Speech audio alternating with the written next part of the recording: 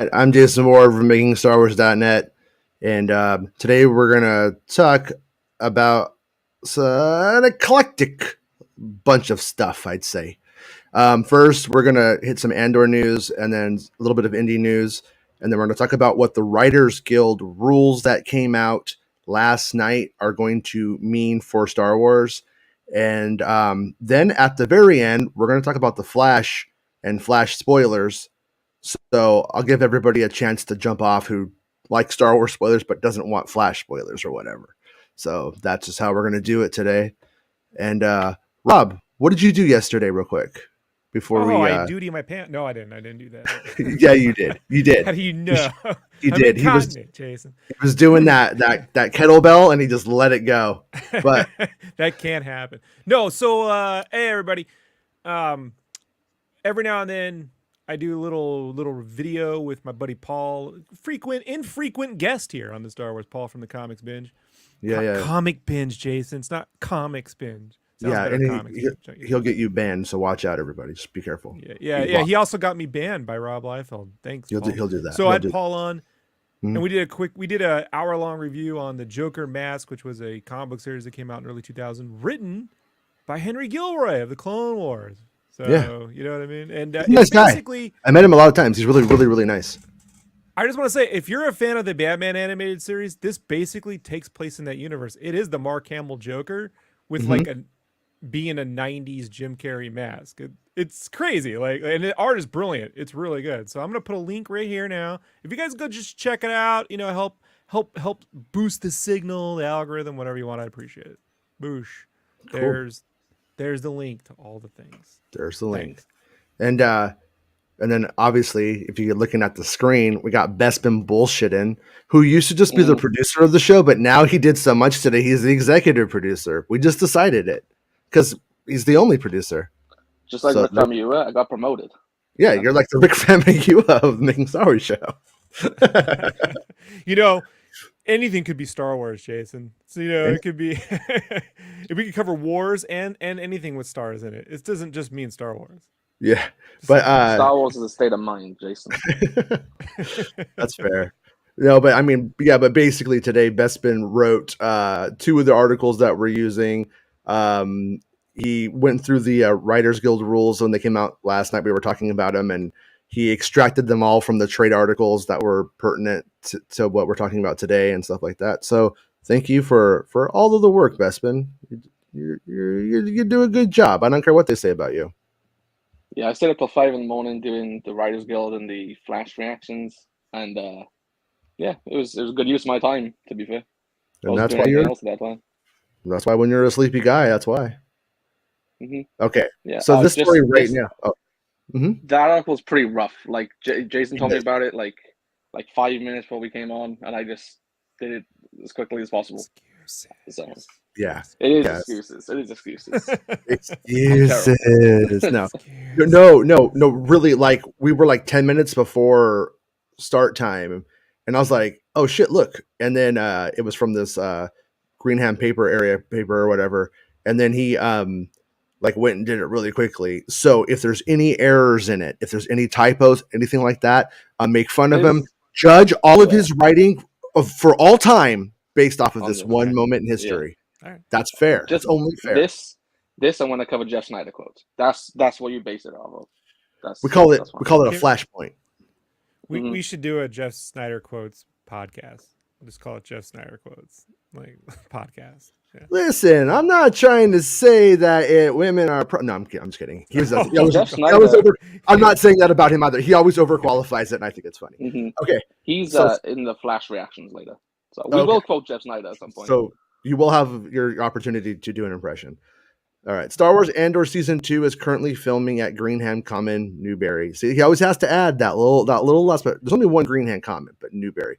I read about Greenham Common. There is only one Greenham Common. I think I'm going to say I've written about Greenham Common probably 30 times, and never once did I ever add Newbury.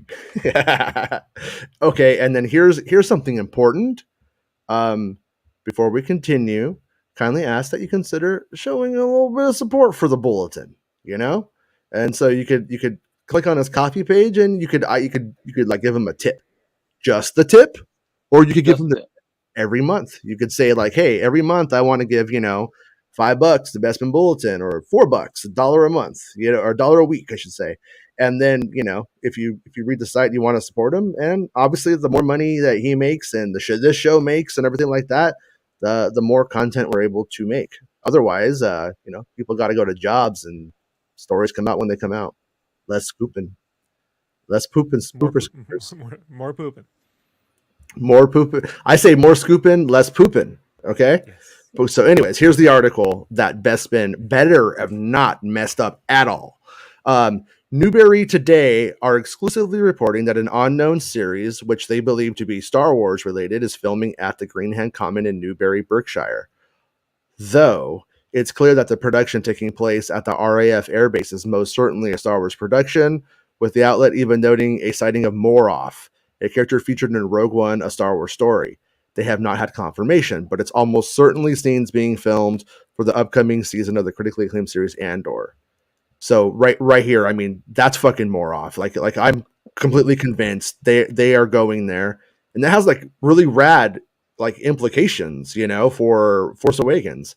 The location may be familiar to Star Wars fans, as Greenhand Common was previously used for various scenes from Star Wars The Force Awakens, which filmed at the facility back in 2014, and has been used for other high-profile film and television productions, including 2021's FG, The Fast Saga. F9, The Fast Saga. Sorry, did I say FG? Oh, F9, The Fast Saga.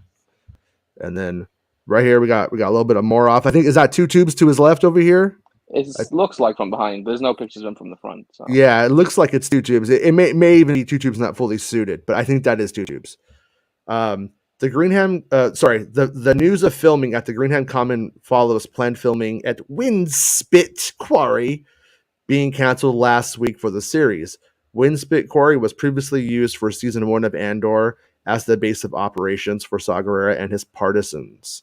Here's another picture. That is all I wrote, because I had no time.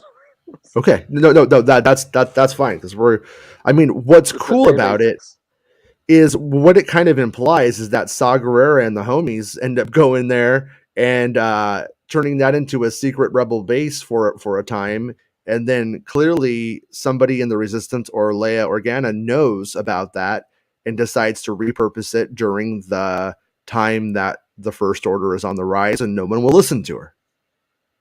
Mm. So they clearly wanted to go back to the original location. It sounds like they probably couldn't. I mean, we're assuming that might be that they were at that base, and then this is an episode a year later in a different episode, and time has gone by, and now they're there. But I spoke to people in the area, and they were saying that they're hoping to get it rescheduled at the Windspit Quarry, but they don't know when that's going to happen and if it'll even be suitable for their schedule that they currently have. Right. But they're hoping to go back, which is the main point. Right.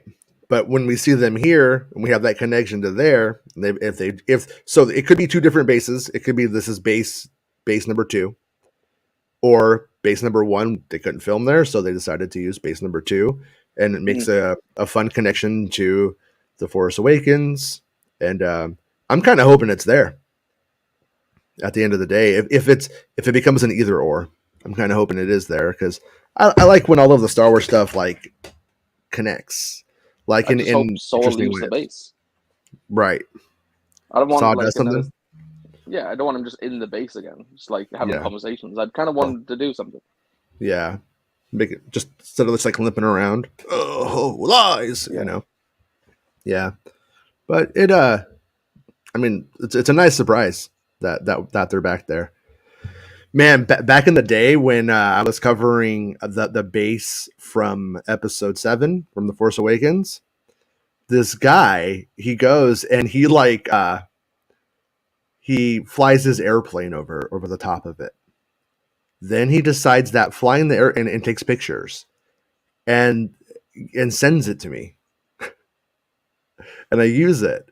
Then he decides like this is like his get rich quick scheme somehow. And that he's going to like do a contest and everybody's going to follow him and it's going to become like a social media personality or something. Then after I've had the pictures up on the site for like weeks, tells me he's going to sue me if I don't take them down. It's like, well, you're a fucking maniac. And now here we are in 2023, and the only person who remembers him is me. What a dumb asshole. Fuck that guy. That person was Ben Shapiro. No, that person was Bespin Bulletin, and now we're like Best Bud. No, I'm kidding. Best Buds. Your Airbuds. Airbuds. We're AirPods. AirPod Racer. We're just going to go straight to consciousness now. Okay. And then the second article is from a few days ago that I've been meaning to get to. I think it's from, wait, is this from today or a few days? This is from today, actually. This is from today, yeah.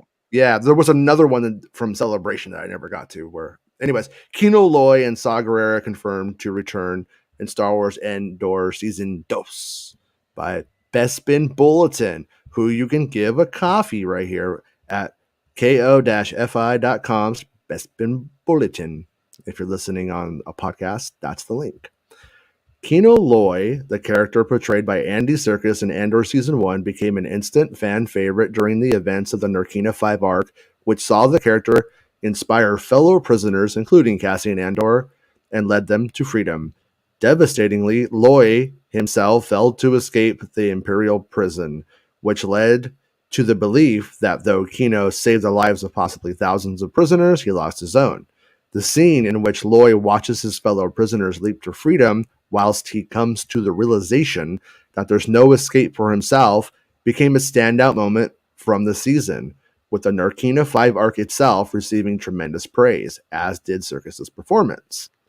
Shortly after the arc aired, Andor's showrunner Tony Gilroy, not Henry Gilroy, Tony Gilroy, and director Toby Haynes both teased that Kino Loy survived the events of Andor Season 1, but gave no hints as to how or whether or not the character would appear in the second and final season of the Star Wars series.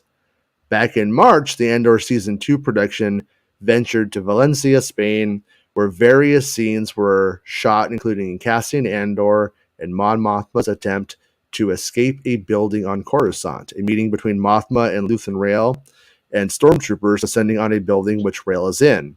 However, a report from Pedritos and Hoth claimed that Andy Serkis had been involved in the shoot, which took place at the City of Arts and Science, and that the actor was also residing with fellow cast and crew members at a location. Less than a month later, Star Wars Celebration kicked off, and Lucasfilm began the events with the Lucasfilm Studio Showcase. The showcase was used to promote various upcoming Star Wars television series, including Ahsoka and Skeleton Crew, and to announce 3 brand new movies. However, the first project on the building was Andor Season 2, when Lucasfilm president Kathleen Kennedy and host Ali Plum greeted the Andor cast to the stage. I'm not sure what it is. Jason, you're reading these names like they're Star Wars names. Yeah. You know, you gotta. Why wouldn't I, bro? It's a Star Wars show. Come on. In the real world, it's to tubes, not 2 tubes. All right, Ali Plumbus. Anyways, they specifically announced that as the cast of Andor Season 2. This isn't secondhand information. I was in the room for this, as were friends of mine. Oh, you got it. You had to pull out the friends. He's pulling out the friends card. Like, don't believe friends. me? I've got friends. Ask my friends. I got witnesses. Okay. I got witnesses. Nick, hey, watch it. Nick is in the chat. Nick, you are so lame sometimes, Nick. I swear. Anyways, the cast that walked out of the stage included Diego Luna, Adria Arjona, my girlfriend, Kyle Soller, That's my Denise girlfriend. Genevieve O'Reilly, your wife, Joplin Sibton, Mohamed Bear, and Andy Serkis. The event on its own should have confirmed Serkis' return, but alas, it went over most people's heads. It did. Yeah, because your friends are short, Bespin. Nick was like 5'7". Yeah. Like, but no, they did specifically announce it as the cast of Season 2. Mm-hmm. So I don't know why nobody really picked that up at the time, because that did confirm Serkis' return, but nobody really did it. I did it when I did the live vlog, but everybody else is stupid. You know, I reign supreme. Also, Bespin, 5'7" tall for short people. All right, just letting you know. You may want to look into that. But it's like, when that stuff was hitting, I mean, it's like 3 Star Wars movies. That wasn't Andor has always been the redheaded stepchild of the Star Wars new stuff. It's just always everything falls off, you know. Weird ass gingers, you know what I'm talking about.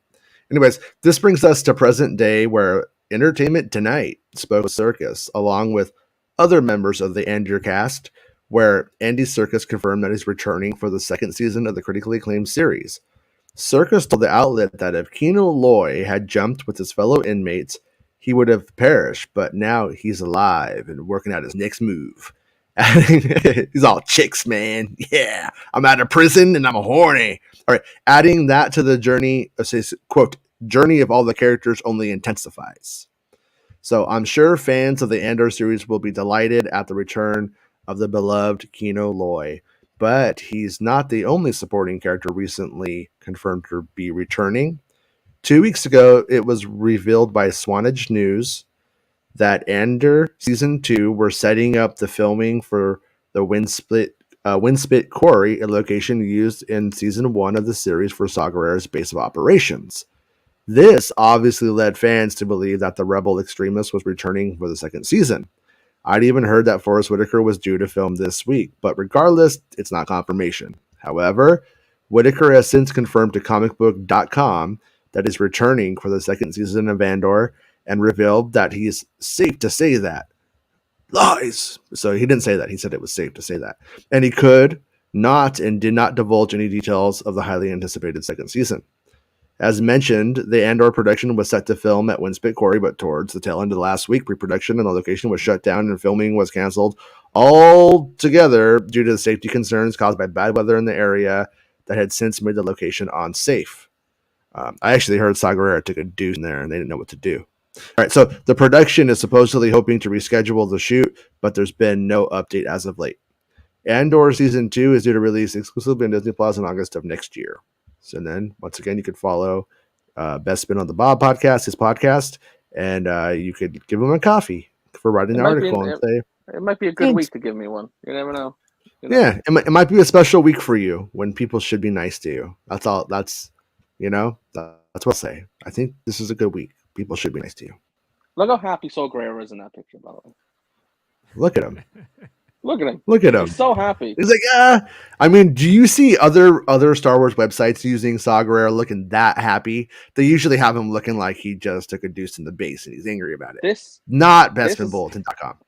No, this is like a live action picture of me and doing my podcast. That is Nick saying some stupid shit and smiling all the time. And I'm Kino Loy just looking at him like, say, I just want you to die, mate. I just want you to die now. Just stop talking about Friends. This is a Star Wars podcast, Nick. I'm telling you right now, that's the look Saw had on his face when he found out that the CIA or the Secret Service probably killed Kennedy on accident with an AR-15. Yeah. Dealey Plaza. When they slammed on the brakes. Folks. It's the best conspiracy theory in the world, and I think it adds up. It honestly does. Yeah. Incompetence reigns. Trust me. Yeah, but so it looks like basically those two stories sort of talk to each other. It sounds like that location's not safe. They're probably not going to be able to go back. They found an alternate. Maybe in the end, they even thought the alternate was more inspired, So they're going there now. But one quick little Indiana Jones tidbit before we get on to the main thing for the day. This is from Variety. What? Jason, hold on. What? Wait, who is it? What's happening? Super chat. We got a super chat. Oh, wow. Shogun Orda says, to me, can't swim thing with Kino was more of a Shawshank Redemption thing. He was afraid to leave the prison like in that movie. He can't swim was random in my own opinion.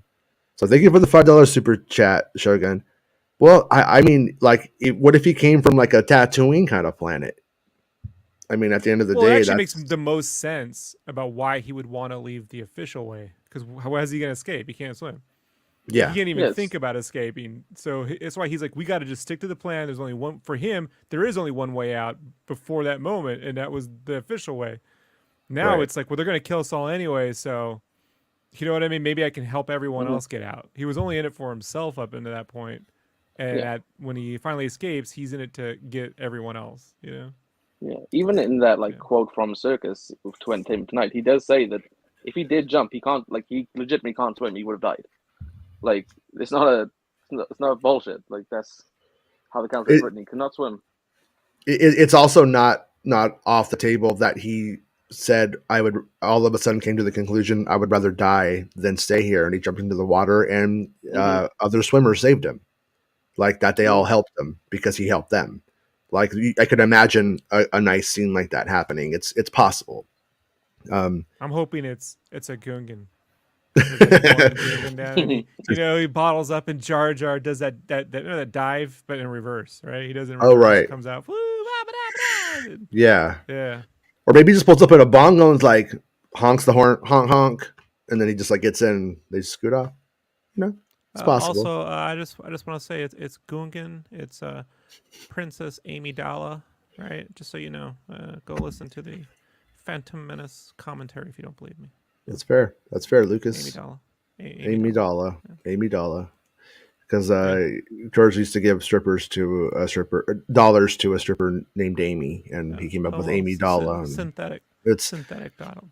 It's all on the a cyber character.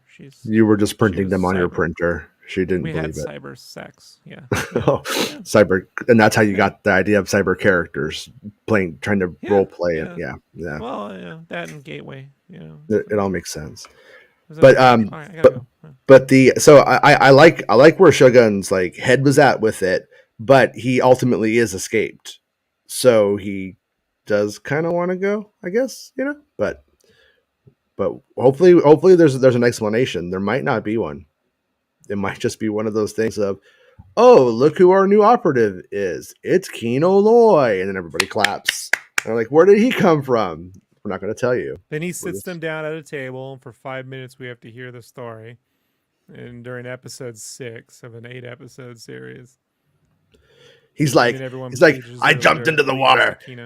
That's when the sharks came, but I bit the fucking shark in the face, and I used its fins to swim. And like, whoa, holy shit! I crawled into its gullet, and I wiggled around like a mermaid. I was a merman. What if it turns out Kino Loy's the one motherfucker who should be in there because he's fucking nuts, All right, so couple of Indiana Jones little tidbits. Steven Spielberg, this is from Variety, has seen Indiana Jones and the Dial of Destiny. So Steven Spielberg has seen Indiana Jones and the Dial of Destiny, the 5th installment in the long-running adventure franchise, and notably the first entry to not be directed by Spielberg himself. The Wolverine and Ford versus Ferrari director James Mangold over filming on the Dial. Wolverine. No. Logan. Nope. I'm afraid not. Dicks. They probably don't know the difference between Logan and the Wolverine, to be honest with you. Jurassic Park 2 director Steven Spielberg. Yeah, but they probably don't know. The writer probably has no idea what the difference is. Just, 1941, director Steven Spielberg, and Howard the Duck producer George Lucas. Because I know Logan's the good one, but I didn't even remember. I was like, whatever. Anyone worried a Spielberg-less Indiana Jones movie might not deliver the goods can now rest easy, as Spielberg himself loved the latest sequel. I just had the best experience 2 nights ago, Spielberg said at the Time 100 Summit.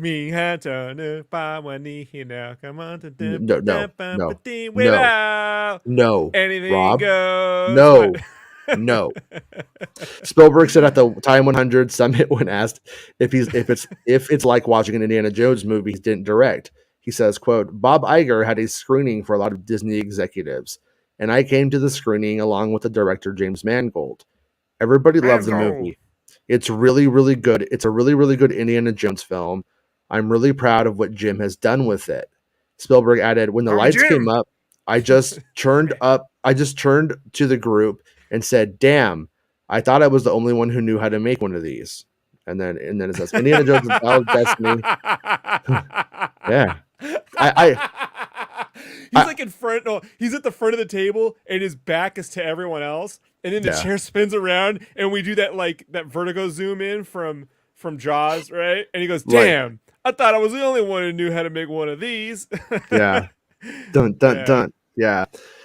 So I mean, I will say like just having read bajillions of Spielberg things over the years, I think the way he tells the story and the way that it's written, all the way with starting with "damn," does sound like this is actually what happened, And sometimes he'll say, Well, sometimes he'll just say like really nice things about his fellow friends and filmmakers, and it's like instant classic and stuff like that. And you're like, he's not really backing it up. He's just saying nice I things. don't think. I think this further proves my theory that Spielberg himself still hasn't watched Kingdom of the Crystal Skull, because then he realized he also knows how to not make one. Right? No, Crystal Skull is 75% good. It's just 25% bad. It's on the box. Yeah, really. It's like when High C was made with 20% juice, right, Jason? Remember? Yeah, no, exactly. 20% juice. 20% juice. No, but I mean, it is like I really do like the film. Like I said, up until Marion, and then it has okay momentum until you get to the waterfall sequence, and that literally breaks the movie. At that point, I don't even think the ending is bad, but the momentum of the film, it just stops. It's like a fucking gremlin came onto the screen and talked to Hulk Hogan for 30 seconds, and then they start the movie again or something. And so yeah, but that said, if you didn't like the last one, you'll probably like this one. I've seen the 7-minute clip that Bespin also saw at Celebration, and it's so on. Like it is to form 100%. Yeah, like I talked about when I was on you previously about the clip, and I loved it. It sold me on the movie more than the trailers did. And I'm looking forward to the movie, of course. But they showed it again today at the CinemaCon, and everybody in attendance who I spoke to, they all loved the clip as well, and they hadn't seen it at Celebration. So it seems to be winning people over, which is a good thing, because we could have ended up with another Crystal Skull, but which I don't mind either. But yeah, it's like like Dave says, Kingdom of the Crystal Skull is good. You give him hell, Jason. Yeah, I mean, it's once again. I mean, if people don't like it, that's totally fine. Like, I don't care. I enjoy the movie for like what it is. In fact, but like my problems with it aren't even what other people's problems are with it. You know what I mean? Like where people are like the monkeys. I don't give a shit about the swinging monkeys. That's I find that just to be fine. I just don't care. It doesn't matter. It's like Greedo shooting first. Don't give a shit about that one either. But for me, like I said, it's all about like momentum, like kinetic energy and stuff like that. And that's what I like in movies. Like we were talking about Evil Dead, and I was telling Bespin, I'm like, I loved it. But if my one critique of it is it never gets the kinetic energy that the Sam Raimi movies do, where it just keeps going and keeps stacking on the ridiculousness and the horror and the comedy all at once. That one like lets you breathe and goes back and forth. And I don't think usually it's a great movie though. It is a great film. Yeah. If it was just some other movie not called Evil Dead, I wouldn't even have that criticism of it, but it is, so I do. And but I did love it. I give it, like, for a horror film, I give it like an 8. It's really good. But that said, Evil Dead and Indiana Jones, both of them have that same thing. They both come out around that same time, when it's just about keeping shit moving and like making like the spectacle the audience can't believe how overloaded with rad shit that's coming at them. And but that little clip from this new one, it does it perfectly, and it's like a combination of ridiculousness and energy and fun, and so there's great humor in there, great back and forth between funny. Davey and Harrison. Great action scenes. It's everything you need in Indiana Jones clip. It's the perfect way to sell it, I think. That clip, I think we speculated, will probably be the clip that will be used on all of the talk show circuits for the actors involved. I would imagine they usually take around a 2-minute clip sometimes. And so I could see kind of like that 7 minutes being where they pull those minutes from. That's my guess. Well, anyways, I think Spielberg should have just produced Indiana Jones and the Transformers. I mean, they could be in any time frame, right? He could have a Vespa that transforms into, Bumblebee or something. And we can tie it into the Book of Boba Fett as well. Just keep AI away from Rob, please. The Book of Bumblebee, right? It could all be about ruling Cybertron with respect. That's fat. Let's do 12 episodes and just take your time telling that story. Don't feel like you're in a rush. Nothing to do. So this week, or last night, around I'm going to say around 5 p.m. ish, over here on the West Coast, the rules went out for writers. And these rules are going to really fuck up Star Wars to some degree, probably, or fuck with it when you want to be real about it. This looks like the shit that plays before Timothy Stack reads it. You know what I mean? Like right before the documentary. Like the rules went out by the Writers Guild of America. On April 25th. Ahead of a possible strike, which would take place from May 1st, 2023 on Unsolved Mysteries, right? Like, Yeah. Why your Star Wars trilogy sucked again? Like, you know. Well, most of these rules are for the television productions. Shit. So well, can't get worse than what we already got, Jason. Right? No problems, no harm, no foul. No, it's going to says you. Hold on, George is George. What? Actually, we're gonna do another show called The Apprentice. I guess what that's about, Jason. I believe it was called The Young Apprentice Chronicles. Yeah. That's what you're calling it. Yeah, we're gonna have Baron's gonna be on there, but he's gonna Jet's gonna be on. It's gonna be all the first Baron little apprentices as Donald Trump. Yeah, that sounds fair. Yeah. But anyways, I haven't seen the official rules for like films and film scripts hit necessarily. There's no rules. You don't have to be in the guild. I think it's going to be. I think there will be. I think the rules will literally be the same, but they probably are releasing the TV rules first. I'm assuming this is an assumption on my part because there's way more people writing on a television production than a film production usually. No. John does it all himself.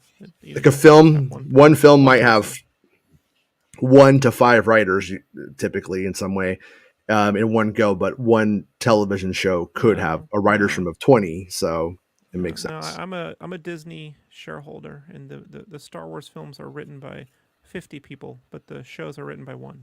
Yeah. Yeah, no problem. Anyway, I'm going to go get some barbecue. Peace. Sounds fair. So rules sent out by the Writers Guild of America on April 25th ahead of the possible strike that would take place from May 1st, 2023. And so the principle behind the rules is simple. You or your agent or other representative acting on your behalf may not meet or negotiate with a struck company, and you may not provide writing services, sell, or option literary material to a struck company. We need Jason Mewes to read this. That's the guild. The guild's disciplinary procedures not only protect the guild from conduct harmful to a strike effort, but also protect the due process rights of members charged with violations and include hearing and appeal procedures. The guild have the authority to impose discipline for violations of the strike rules by guild members. Discipline may include, but is not limited to, any of the following: expulsion or suspension from the guild. Right? Let me see if I make this bigger. If I could see more. Yeah. All right. Yeah, make the font bigger for Santa. It's too small. I can't do that. Discipline is imposed, enforceable through the courts. So you can get in some pretty serious trouble, apparently.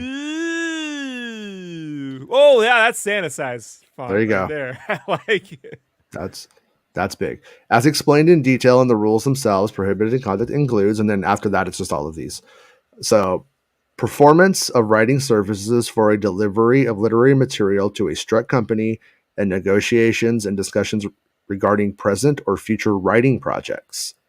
Negotiations and discussions regarding present or future writing projects. So what that means is if they want to go and they want to do a Max Rebo spin-off series on Disney Plus right now, and they want to hire a writer or talk to a writer, they have many writers in mind and they want to, gauge interest, can't do it. They won't hear you. They would be breaking the strike if they said, yeah, I want to talk to you about Max Rebo, a Star Wars story when the strike is done. They can't do it. And you can't write order. What was that, Besson? They also can't talk about current projects. Right. Not just future. Yeah. So, for example, Stephen Knight couldn't talk to Lucasfilm about writing his new version of the draft for the new Jedi Order movie. And on that, as we read through this, I suspect if they want to be sneaky and if they are going to be sneaky, and I don't know if maybe Knight wouldn't be sneaky, but they may offer him a executive producer credit, and we'll see why pretty soon. So Right.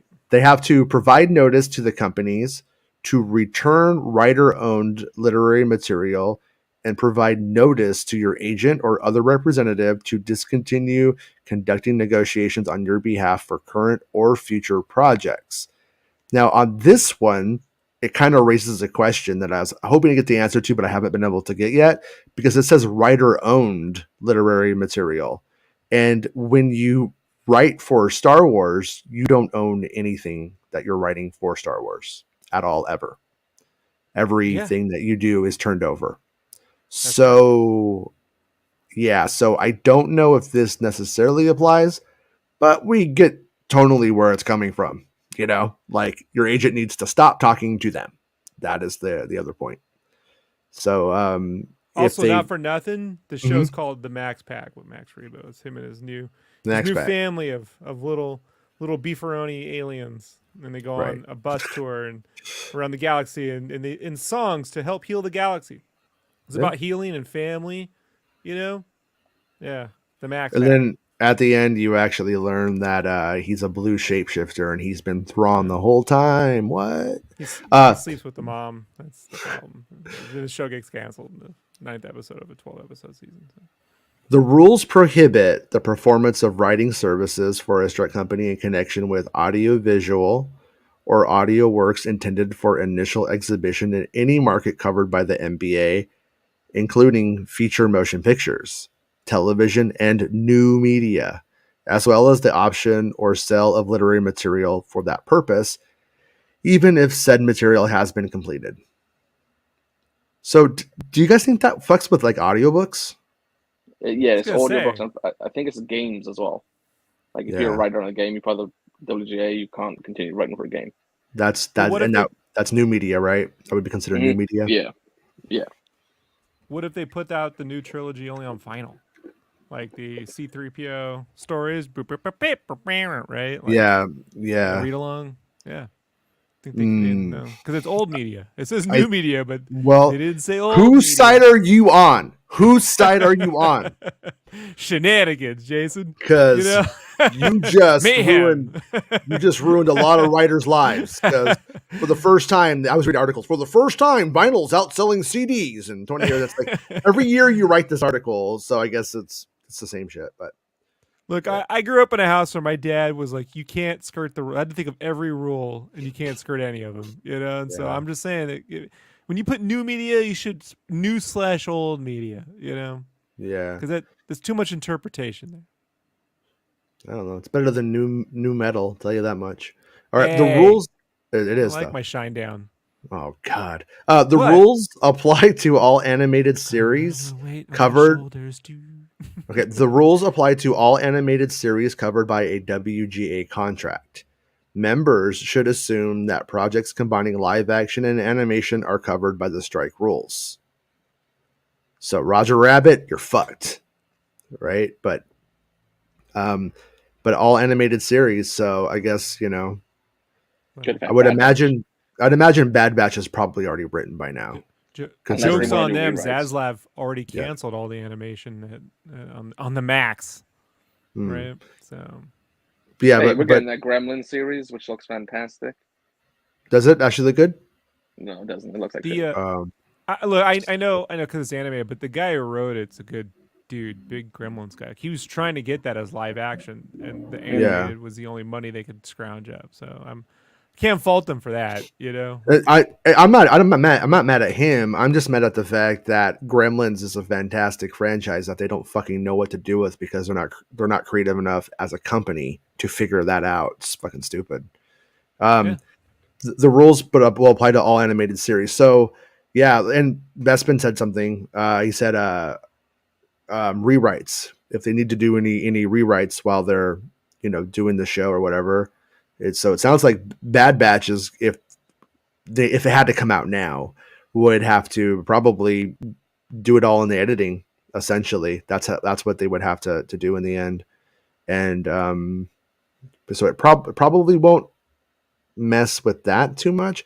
I had this like general questions too, because like if you want to do I believe if you want to do business with the companies that are based in the United States, like Disney and Fox, which is owned by Disney now, but like, Warner Brothers and stuff like that, I do think you have to be a part of the guilds. Like, I wonder, like, for instance, Star Wars Visions season 3. I'm going to assume that if they are planning on doing another one, considering how fast they went to the second one, and unless this one nobody watches it, they might cancel. But I assume people will watch it, and that there will be a 3. I'm curious if this means that they got to stop writing 3 right now, if they are writing 3 right now. But hopefully they went to, like, 50 different companies or people or groups, and we're like, we want you all to do stuff, and they've all been working on it, and they're just waiting to get it, turned in and bought by Lucasfilm. That doesn't matter, but it could matter. It could push back a Visions season 3. The rules apply to fiction. That's how they messed up Return of the Jedi. No, you messed up Return of the Jedi, George. No, that's how they did. I didn't do it. Richard did it, and it was you, George. I wanted synthetic actors. And you wrote a whole draft with Wedge Antilles as the Han Solo character. That was a waste of your time and resources. But the rules apply to fiction podcasts covered by a WGA contract. So I'm guessing that has to do with, like, those really high quality, like, true crime podcasts, but that have fancy jazz music playing in the background and, like, a really nice writing behind it. Maybe. Yeah. Yeah, we also got, like, things like Batman podcasts and whatever that's been written. Oh, you're right. Yeah. Yeah, like real creative. Yeah. George, stop being salty, George. No. Yeah. No Star Wars radio dramas now, George. You happy? You happy? No more. Hey, I just want you to know Star Wars is for kids. That's why I base it off my experiences with Vietnam and college, just so you know. So here's where it gets a little frustrating and, like, pretentious. The rules prohibit hyphenates, members who are employed in a dual capacity. So this has best been note. If a writer is also employed as a producer, director, or actor on a project. So if you have like you said, like Favreau is writing Mando, and let's say he's playing the voice of Paz Vizsla and he's directing it, he can't go right. He can't use that as his workaround. So they are prohibited from performing any writing services. WGA members who are also producers, performers, or directors would be legally allowed to continue working, provided they do not perform any writing services. And then the Bespin note says, example, Rick Famuyiwa, who serves as an executive producer and director on The Mandalorian, would be allowed to produce and direct the series, as well as take meetings for his producing, directing role, but he is not allowed to write on the project or take meetings on the project as a writer. So a hyphenate member performing non-writing services during a strike should provide the guild with a list of the literary material, including the names of the writers of the material utilized by the hyphenate in the production of a television program or theatrical motion picture. Also, the hyphenate member should provide the guild with copies of literary materials rewritten, polished, or altered in any way during the strike, and the names of any writers working on such materials. So that at the end is about 2 things. So like let's say Henry Gilroy wrote for The Mandalorian next season, and then they start filming, and so they want to know if you're one of these guys that you're not writing. They want to make sure Famuyiwa is not writing. So Famuyiwa needs to turn over who all of the writers are. Then when that script comes out or that piece is done, if it's been rewritten, then Gilroy says, Famuyiwa fucking rewrote my shit. He wrote on it. He's a scab. Get him. And then they get him. Like, that's how it would go. And so that's what that's about, I'd say, right? They've got to turn in, like, they've got to turn in everything that's already been written. Yeah. So if when the strike is done, there's been rewrites, the questions are going to be asked, and there's probably going to be disciplinary action. Yeah. But they also want you to grass up people. Yeah. They want you to turn in the scabs. A hyphenate member should determine, and remember, hyphenate is like I'm a director, a writer, and an actor, all multiple things on one production. And Members and should, not one of those annoying people who hyphens their name because they can't choose. yeah, Right? yeah, Yeah. yeah. Trust me, guys. I'm very liberal and forward because my name is Jason's Sketchcraft Bespin Ward. I was All right, gonna say his next wife, her last name will be Montgomery, and you're just gonna have it backwards. You're gonna be shut Jason up. Ward Montgomery and What just is fuck this? up a whole bunch First of grade? Come on, Rob. huh? Yes. Come on. Yes. And Yes. her name's gonna be Jason, mental. have you seen my jokes? Like, have you heard these things? Like, I have. It's true. The Writers Guild should definitely charge you with some. I'm not writing this. Trust me. There's no writing going on here. A hyphenate member should determine and confirm that literary material on which the hyphenate performs non-writing services is not material written in violation of the strike rules.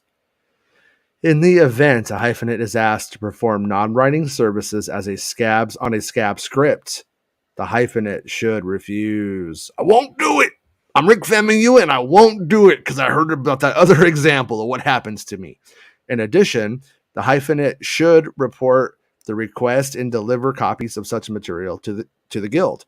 For purposes of this rule, a scab script is any literary material written or rewritten by anyone for a struck company during a strike, or literary material optioned or purchased by a strike company during a strike. And like one of the things that comes up here later on, I think pretty soon, is I had been hearing that if you weren't in the Writers Guild and you sold something, like you were fine, you were good because you're not in it. So it's like no harm, no foul. That's just the way it is. But according to the rules on here, you're banned forever. So I think it means if you're like in like the I can't remember what the acronyms are, like IATSE, like the like theater writers and stuff like that, actors stuff. I think if you do anything like that, I think now you can never go to the WGA ever. Like you're fucking done, bud. Like they will never let you in down the road.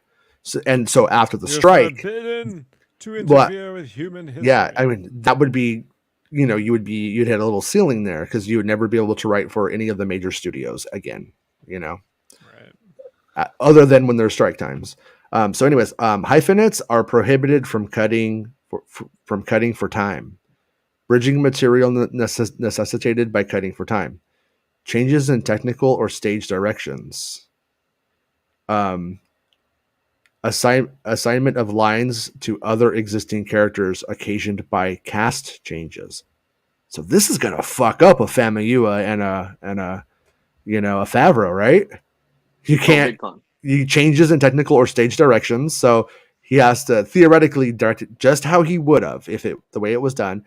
Assignments of lines to other existing characters, so that means basically no editing, essentially, by cast changes necessary to obtain continuity acceptance or legal clearance.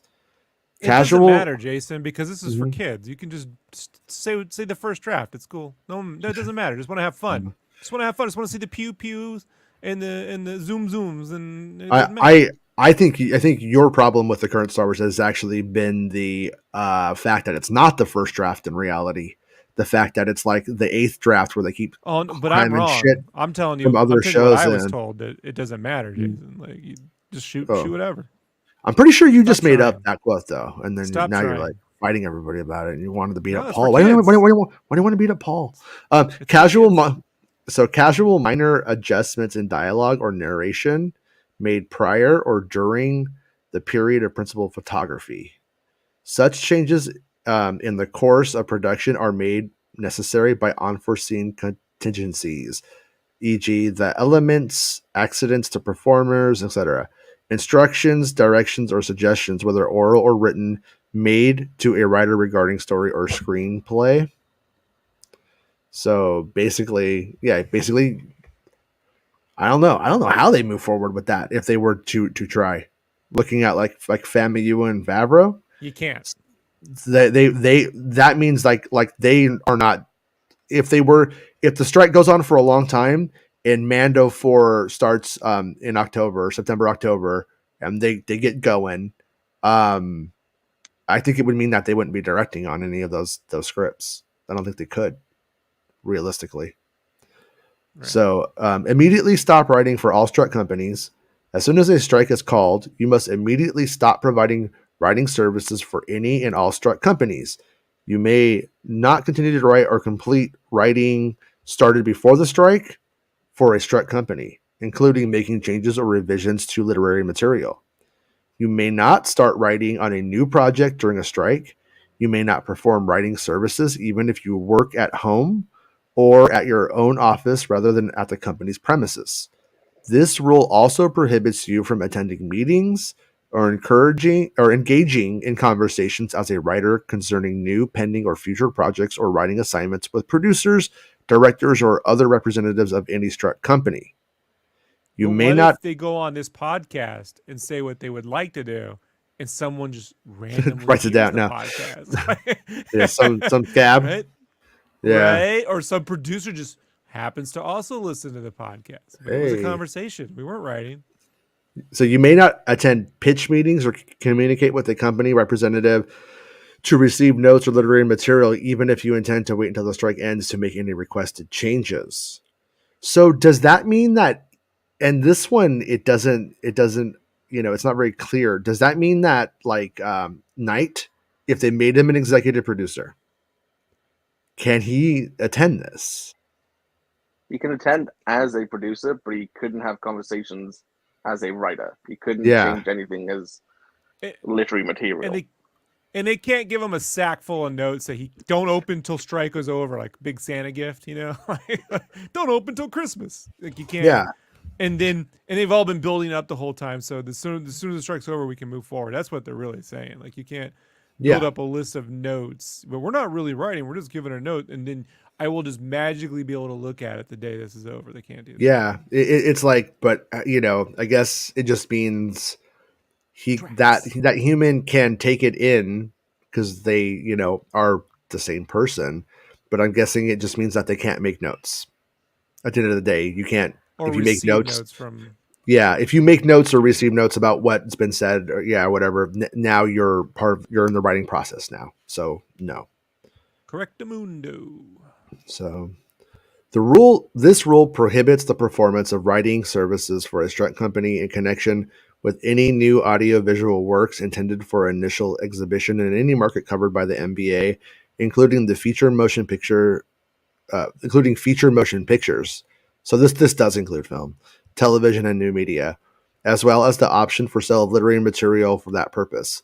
With regard to animation programming, this rule applies to all series covered by the WGA contract. Writers who wish to perform writing services in connection with fully animated theatrical features and television programs are advised to consult with staff at the Guild Strike headquarters to determine the extent such writing is permitted or prohibited before performing any services for a strike company in order to avoid possible disciplinary action.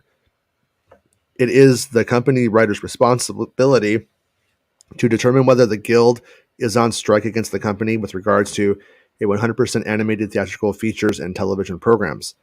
Members should assume that projects combining live action and animation are covered by this rule. This rule applies to fiction podcasts covered by the WGA contract. Writers who wish to perform writing services for podcasts are advised to consult with the WGA staff to determine the extent such writing is permitted or prohibited before performing any services for a strike company in order to avoid possible disciplinary action. So basically what You they're know what that doing means, is, mm-hmm. Jason? You know what that means? It What means you does it can mean? no longer you can no longer write all those made up scoops you get. Right? You can no longer. Well, I'm not in the Yeah, but WGA, you're a so I can do scab. it. But you're a scab. But then you can never be in it. You're gonna be banned Oh, I'm against scabbed being a scab. forever. You're a scab forever. Well, I guess Kathy, let's write that. Let's write that new Star Wars movie because I'm a scab. Let's do it, baby. Want to get some shit Yeah. done? Want to get a draft three? Get your draft three tonight. You just give us some. Just give us like I don't know, maybe a 12 pack of Bud Ice and some cocaine. Some cocaine. We'll do it a classic Hollywood style for you.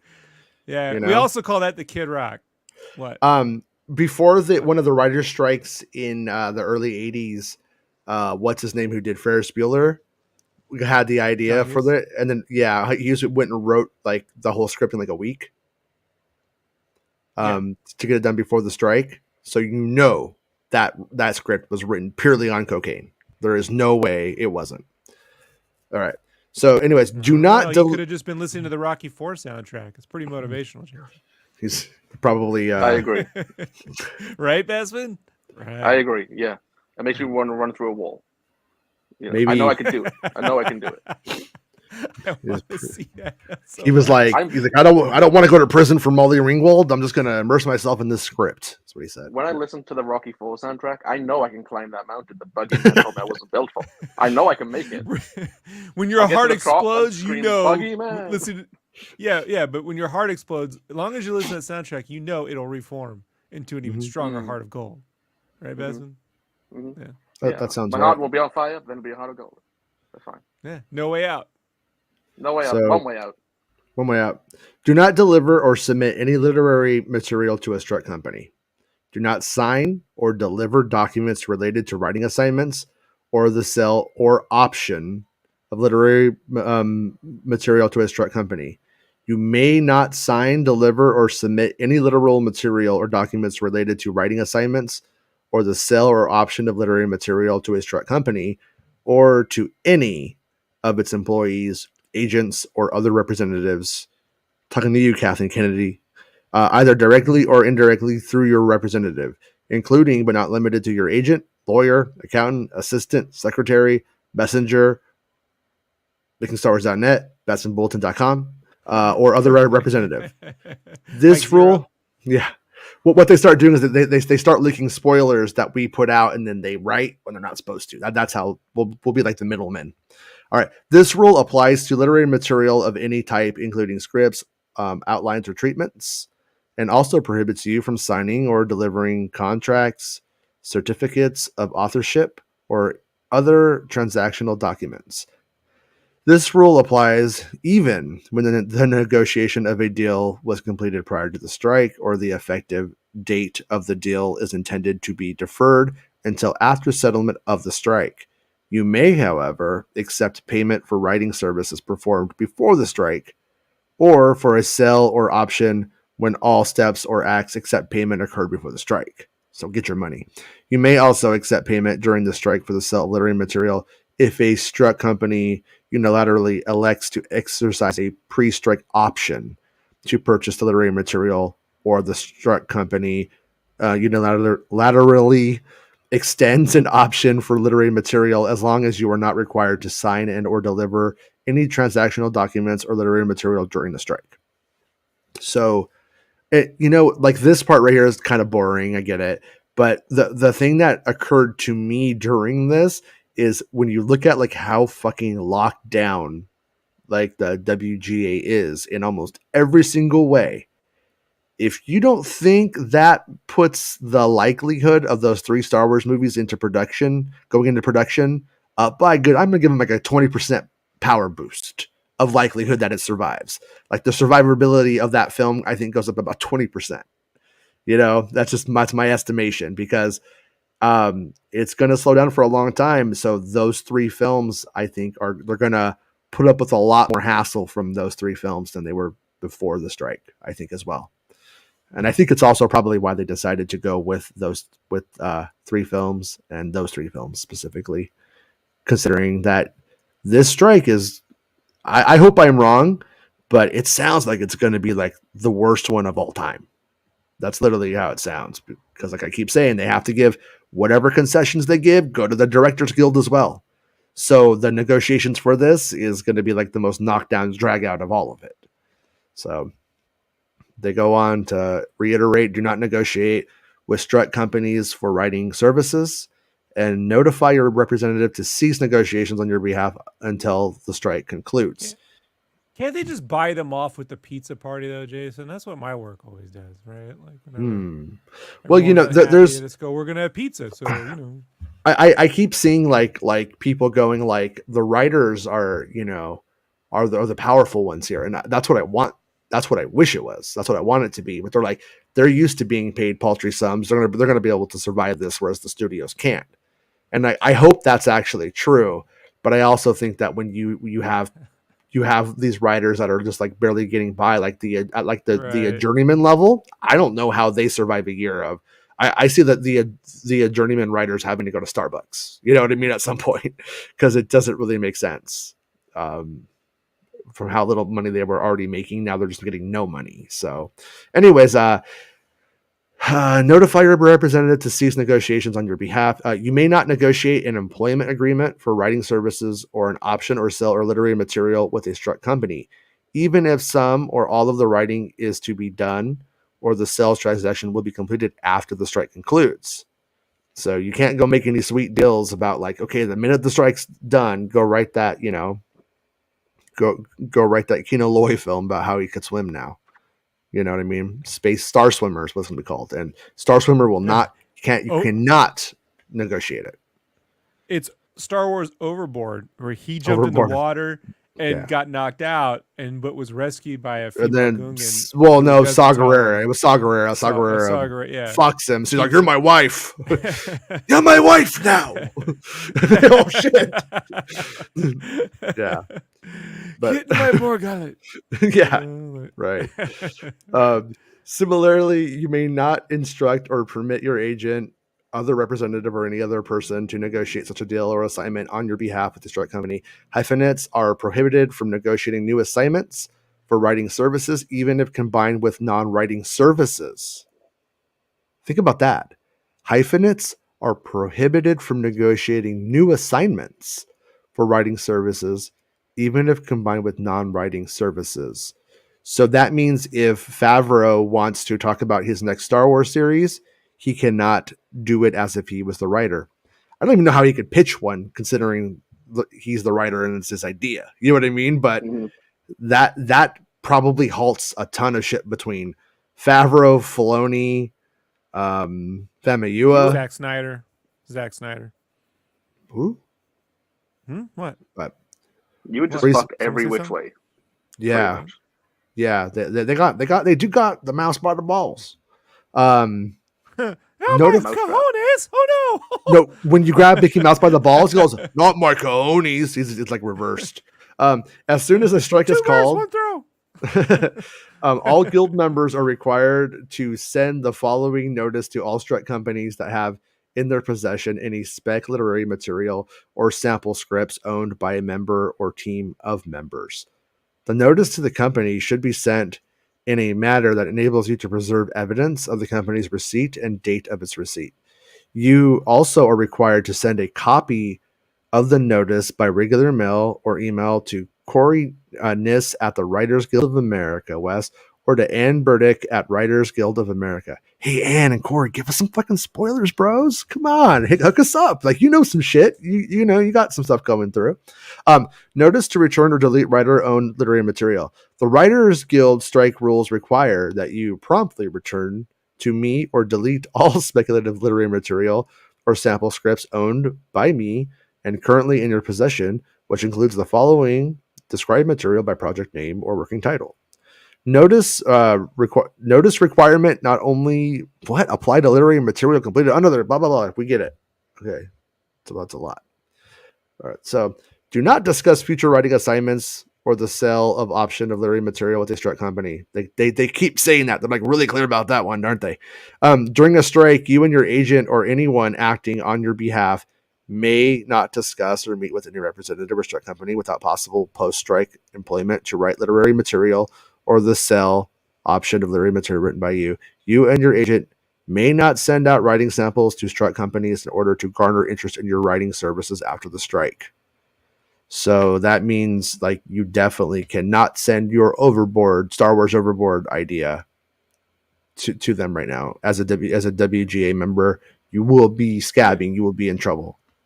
There is a world where there's a multiverse where some studio tried to remake Overboard with Adam Driver and Daisy Ridley. Like, you can see that, right? Like, right? Like, it's not. That's within the realm of possibility. Like shipping. Just call it shipping, right? Shipping. Well, what it's going to be is it's actually going to be an AI platform where you just put the two characters that you ship, and it renders out Overboard with those characters. Yeah, it's a whole platform. Yeah, that's how we're going to get through the writer's strike together. Yeah, I could have been a tech, bro. So once again, don't negotiate financing or production of a project. You may not negotiate directly or indirectly through agents or other representatives, financing or production any of your literary material with the strike company, nor may you participate as a writer in the production of your literary material during the strike. So It kind of restricts already, us a lot. Oh, you want to yeah. read Santa's comment, Jason? This is why there's no union at the North Pole. Elves make toys and don't ask questions. I'd also say the consistent threat of prima noctra is also a huge Oh, huge huge selling I point with this. I wanted to interview an elf off site and he wouldn't allow it. So I don't know if I believe it. I think it could be slavery. Honor all guild white slavery. Honor all guild picket lines and do not enter the premises of any struck company. You must honor all guild picket lines and may not enter the premises of any struck company. This rule also prohibits you from participating remotely in any writing room or other electronic communications hosted by or administered by a struck company if you are a hyphenate. So that's if you're a Favreau. Sorry, Favreau. Get the fuck out. Preserve a digital date stamped copy of all on-produced literary material written for a strike company within 24 hours after the commencement of a strike. Each member must save a digital date stamped copy of all on-produced literary material in his or her possession, including in the possession of a writing team. This includes literary material already completed and delivered to a company before the strike, all writing in progress for a company currently subject to the strike, as well as any spec or sample script, if any version of it was submitted to any producer or company before the strike. The preservation of these materials will allow the guild to determine the exact status of the work at the beginning of a strike and may protect you in the event allegations of strike breaking or scab writing are made against you or another writer. The member shall preserve the date stamped copy in a secure location for 1 year after the conclusion of the strike. So basically, what that says is during that first year, that's when the allegations need after the strike. That's when the allegations need to be made, or the evidence will be lost. But that's when they have the evidence for you or against you. And so once again, it doesn't sound like there's a real obvious way around this stuff. Yui Bull will find a way, Jason. Don't He's underestimate. He's a boxer. He's pretty amazing. I like that he boxed critics and beat them, and then lost for beating them. That's so funny though. Right, Bespin? Right, Bespin? I kind of blanked out, Rob. I didn't know what you said. I just see Costanza. I don't really pay attention to anything, Jerry, and I'm just standing there. There's a look on my face. You must inform the guild of the name of any writer you have reason to believe is engaged in scab writing or other strike-breaking activity. You must inform the guild of the name of any writer member or non-member you believe is engaged in strike-breaking activity, such as scab writing for or negotiating with a strike company. To the extent possible, you should be specific about the nature of the violation, including the date and place of the violation, the name of the strike company involved, and the name of the project, if any. So snitch on each other. And then in this instance, I think snitches get riches. All right. Mm-hmm. You must picket and or perform Hell yeah. other strike support duties and cooperate with guild committees charged with enforcement of the strike rules and each guild's constitution. In the event of a strike, guild members will be called upon to picket at specific locations or to perform other vital strike support duties. Absent a valid medical excuse, non-writing employment, compelling personal circumstances, this is essential child or elder care, or emergency, you are obligated to perform these duties when and where requested. That means show up to the strike, bitch. If there is a personal circumstance making strike support duties impossible when requested, members are required to arrange alternate times to contribute to the strike effort. So you can't go, oh, I'm not free from noon to 5. Ooh, I guess can't do it. They're like, well, then you could get up at 6 in the morning and do this other thing. When requested, you must also cooperate with the Strike Rules Compliance Committee in an investigation or with a trial committee convened to hear evidence concerning alleged violations of the strike rules, blah, blah, blah. So, yeah. Basically, do your part, bitch. Is that one. Do not attempt to negotiate a settlement of your strike with any strike company. So Favreau can't be like, okay. Here's what I'm going to tell you guys. I will make Heir to the Empire live action if you just settle. So he can't do that. He can't do it. Jason will. He Jason can't. will. No, Oh no. no. That was Favreau. Oh. That's Favreau. Oh, He I can't thought do you it. were finally giving Yep. in. Nope. He doesn't have the power. He does not have the power. Well, I'm glad he's not doing it. I don't want him anywhere near that story. So, however good your intentions may be, the job of negotiating a successful conclusion of a strike is in the hands of the negotiating committee, the chief negotiator, the WGAW board of directors, and the WGAE council. You know who they should get? They should get the guy who wrote The Negotiator. Remember that movie? They should get him to be the negotiator because I think he can do it. I think he can get everything because he totally figured out that Samuel L. Jackson was innocent. He didn't do it. It wasn't him. Well, Wasn't I that a think we time should. to kill? No, that was The Negotiator, which is actually a badass. Like it's a movie that I like in the same way that Bespin likes Fast and the Furious. Yeah. Mhm. I think we should hire Slippin' Jimmy, to be honest. Slippin' Jimmy. All right, here's the thing. I could sue the fuck out of you, Disney, or you could just do what we want. What do you say? Bob Odenkirk rolls in with just some footage of them Whoa! groping dead bodies. Yeah. Have you seen Two kids with skateboard helmets show up. Oh. The guild will keep the membership. Tuco murders them all. Like, oh no, you a scab! You a scab! Yeah. Oh, shit. No, Tuco, I'm not a scab. You better not be a scab. And then SAG gets mad at the WGA. The guild.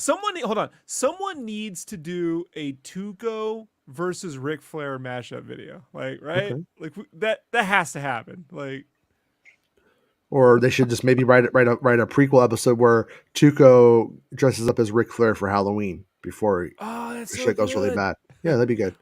I like it. You're you welcome, can't write Vince that Gilligan. next week, though. Oh, I can. I'm a scab. Yeah. I'm gonna scab. That's scab. That's my new. We need goal. Jason. We need you to make a strike song. Mm-hmm. Right? Don't be a scab. It's like Peaches, no. right? Scab, scab, scab, scab, scab, scab, scab. Don't be a scab. Scab, scab. No. Won't do it. All right. No, because I'm kind of like the scabs now. Because that's how like I said, that's how I'm going to write the Overboard Star Wars. Sneeches.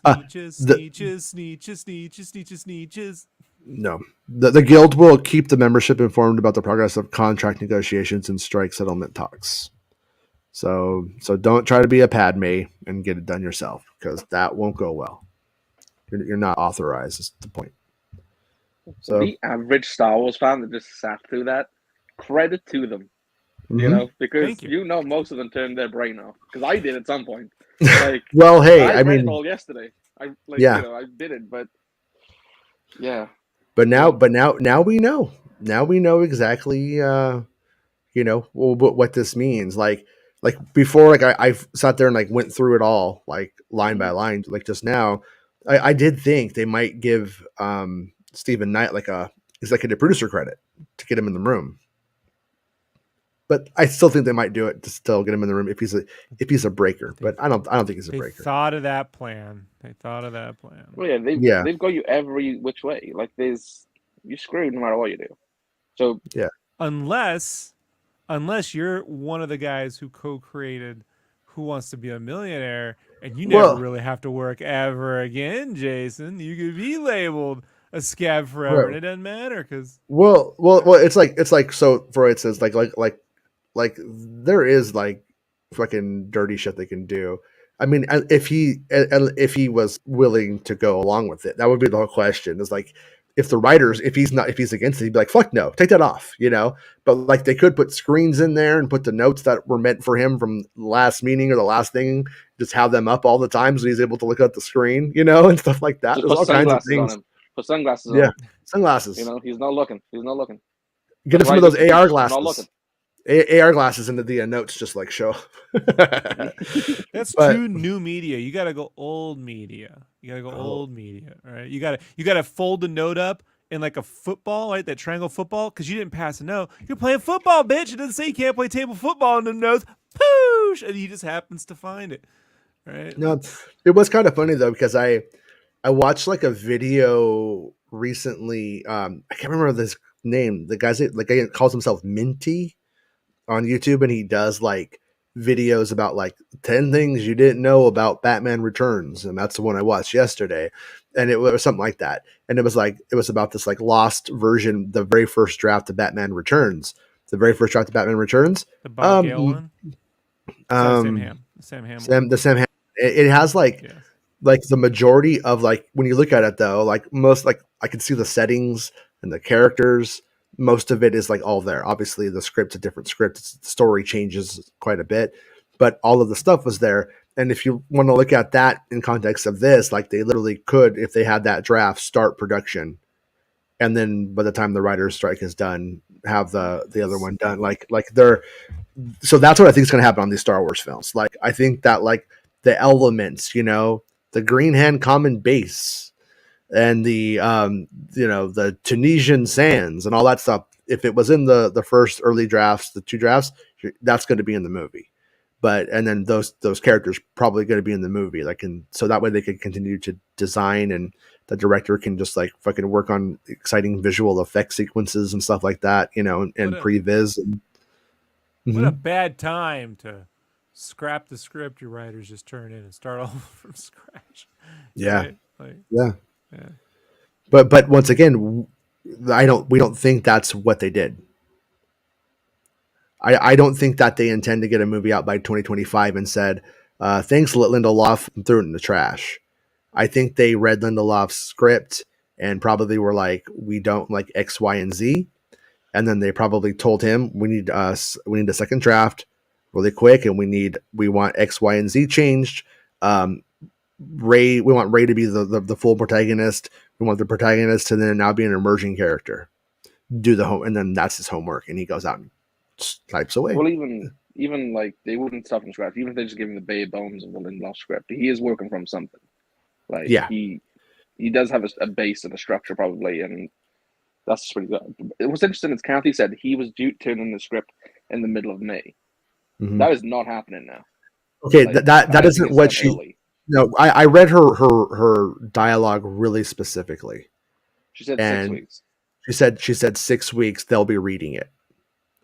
Mm-hmm. So he could have it in on May 1st, and then they're gonna take those copies, and then they're gonna look at it probably, but they're probably gonna go and print them up, and they're probably all of the story group is going to read it, and then they're gonna get together. So that could mean he has it in May 1st.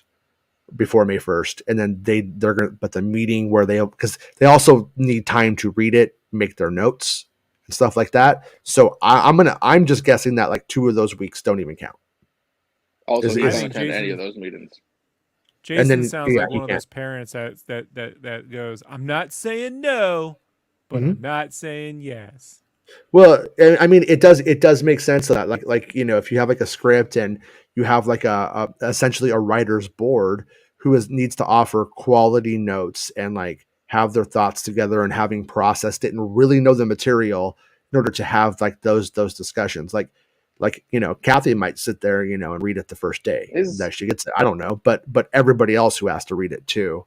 Are the story group considered part of the Writers Guild of America? You'd assume so, right? So they can't be involved in these meetings either if it relates to the script and story. I'm going to say a lot of them, some of them definitely are, some of them definitely aren't. And I'm just looking, from memory and Pablo, who I know is involved. Well, Pablo, he's never written anything for film. And then you also like in terms of, I don't know if you get a credit for writing, like I said, if you do over 30%. And when you look at like a lot of the past story group work that they've done, they haven't been credited, and it hasn't amounted to 30%. Yeah, but if they are employed, at all, as right, they're part of the WGA, they can't be part of any of these meetings. Right? No, 100%. And there's so that's the whole thing is like Like for instance, who's somebody like Rain Roberts? What is Rain Roberts in the TGA? She's big enough. She probably really is. Like most likely is, and most likely like does side work and stuff. Script doctoring or something like that. Consulting and something on movies because of who she is. So most likely somebody like her definitely would be. But at the same time, like Dave Filoni, can Dave Filoni read this as a director? He ain't Floyd I'm glad Mayweather. you He can paused. read, right? I got you paused. Right? But I think he could. I think he could. Jason. But yeah. Can you read these? But you also Can couldn't you like read really offer these? notes on it, could he? These nuts? No, you can't offer. Oh, you know that joke. Damn. That always works on George. I don't understand.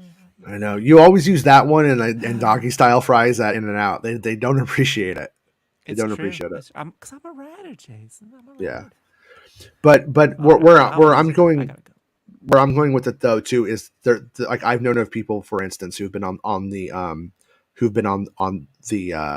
writer story group or whatever, who were like academics and aren't writing in Hollywood. No, but they're not writing in Hollywood. They're like literary critics of sorts and stuff like that, right. Or who would say like and who could take shit apart and stuff and give their analysis and stuff.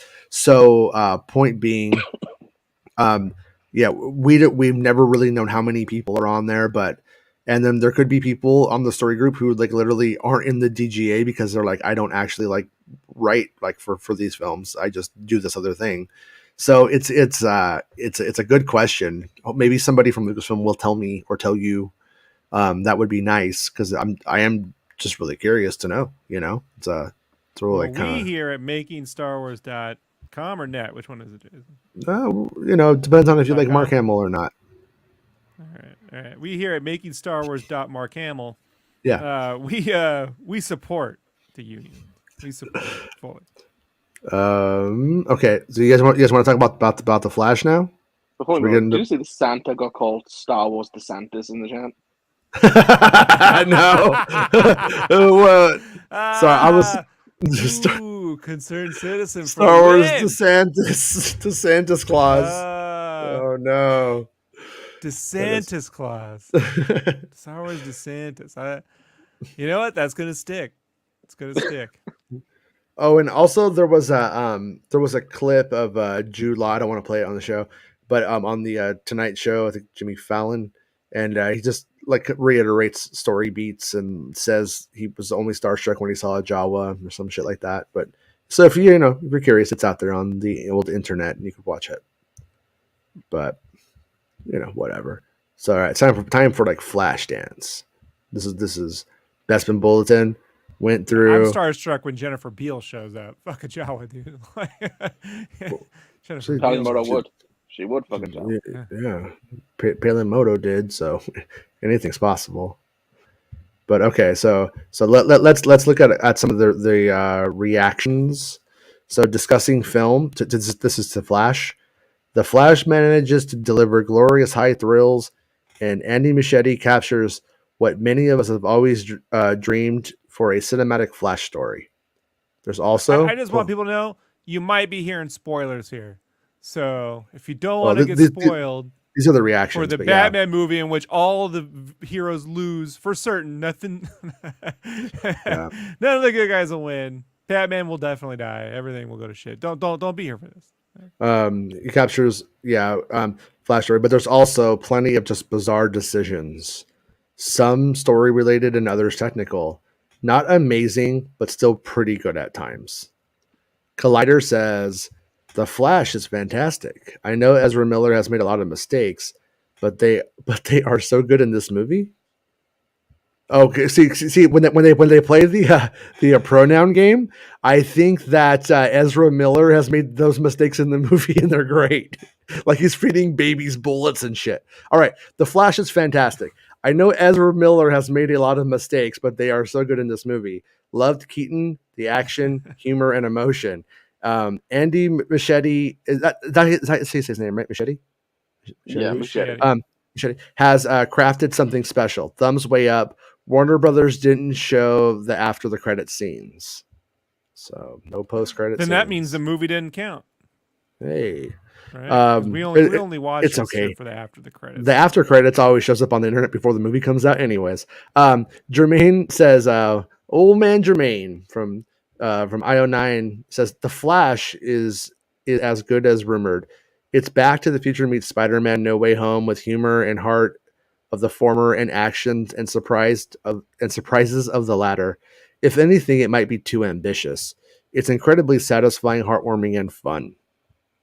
So, all right. He didn't like the Mario movie, by the way. Yeah. I mean, the Mario movie, Lucier. the Mario movie as a film is not fantastic, but the Mario film as a Mario film is fantastic. Mark dox him now. No, I'm not saying that. No. But it looks like that. But pitchfork him, right? Like you don't like the Mario movie, like.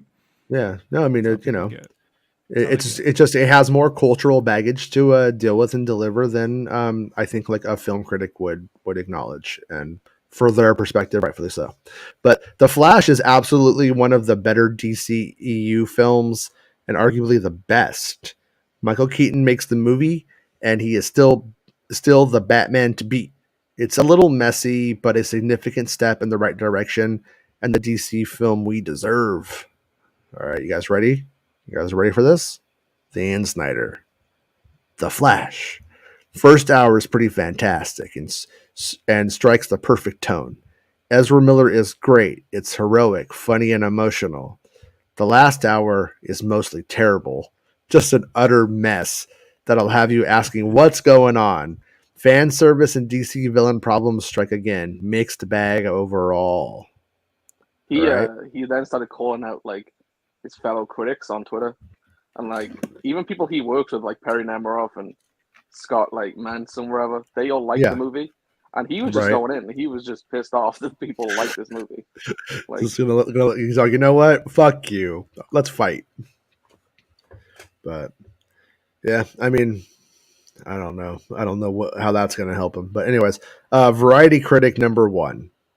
The Flash is it's fine. Number 1 and number 2. Yeah. Okay, Variety Critic number 1.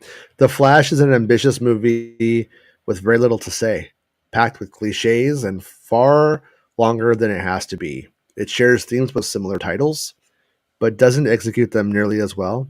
It's a far cry from the best superhero movie of all time. So that person is literally like answering what the kind of corporate spiel has been of we've made the best superhero movie of all time. They're like, oh, you're going to say that?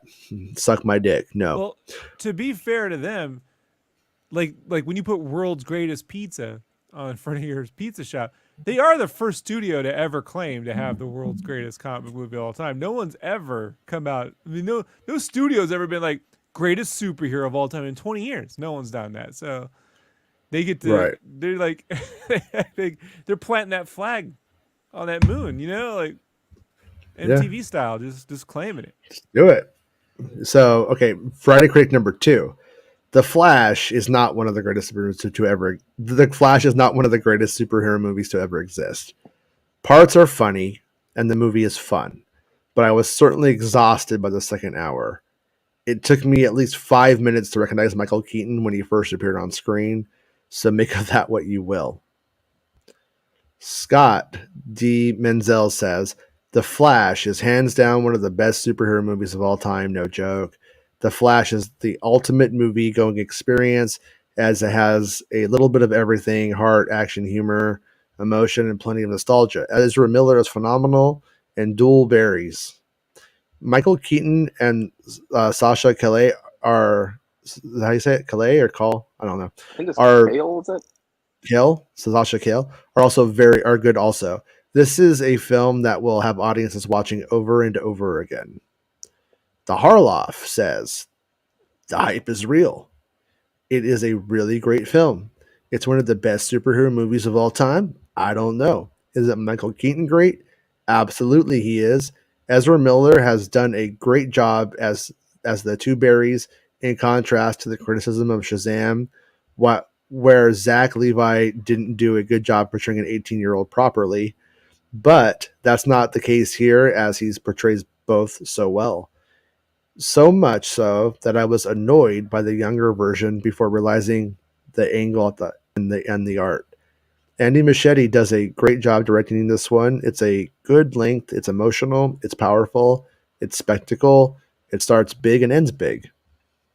So that's a pretty good endorsement. If you tend to agree with Christian's Harloff's opinions, then I think you're gonna like the movie. Not when it comes to Mando. Cinema Blend says nostalgia and hilarious with tons of heart and outstanding performances from Ezra Miller. I honestly cannot believe The Flash exists. It's magical. Joe Below says, believe the hype, folks. The Flash is truly one of the great superhero movies. Ezra Miller 2 times. Sasha and Michael Keaton are great. It's pretty perfect for the type of film this is and could hope to be. Perry Nemerov says, caught an unfinished cut of The Flash and dug it quite a bit. Especially how the narrative challenges Barry into who he is, who could become, and who he could become, and how he's influenced by the people in and not in his life. It's a successful mix of heartfelt coming of age story, blah, blah, blah, blah, same shit. Scott Mann says The Flash is awesome. One of the best DC movies with a perfect blend of action, humor, and heart. So they're all saying that, basically. So many chilling, inducing moments that longtime DC fans will love. Ezra Miller is superb and Michael Keaton has still got it. Eric Goldman says, The Flash is legitimately great. It delivers fun, creative, and thrilling moments I felt that I had not seen in a movie or in a million other superhero films. It had me smiling from the Warner Brothers logo to the end, and I dug the stuff in the movie from the past DC films I was not into. Is it the best superhero movie ever? I don't know. There's a lot of strong ones at this point, but is it a major standout for DC and feels like it's a fitting way to close out the insane peaks and valleys of the DCEU? And then Campia, the final quote is, I just got out of seeing The Flash. Some people have been saying it's the greatest comic book film of all time. It's not, but it's great. It's a wonderful movie. The action is great. The story is wonderful. The performances are fantastic. There's a lot of surprises. It's very funny and has a lot of heart. I don't want to overhype it. It is not one of the greatest of all time, but it's very good and well worth the hype and excitement. So, is it better than Condor, man? Because we all know that is the greatest comic movie of all time. I don't know. Comic book artist gets to become his own character, Jason. Come on. It sounds like you like it for personal reasons, Rob. Mm-hmm. Come on, it has an animated intro. By the way, in 2001, I was in an eBay fight over one of the cells from Condor. Man, and it got me up to $250. And I'm like, fuck, dude, I just can't. I gotta That's pee. a lot of money for. All right, let's talk about Avatar. Like now that let's talk about Avatar. Talking about Yeah. Let's do it. Well, I love John Roca, but he did claim that the Flash movie would make $2 billion. Like he did. Yeah. I guess because an Avatar movie comes out, now everyone thinks any film they like will make $2 billion, right? Like Mario probably ain't gonna make $2 billion. And I could tell you that only because the overseas is the same as America.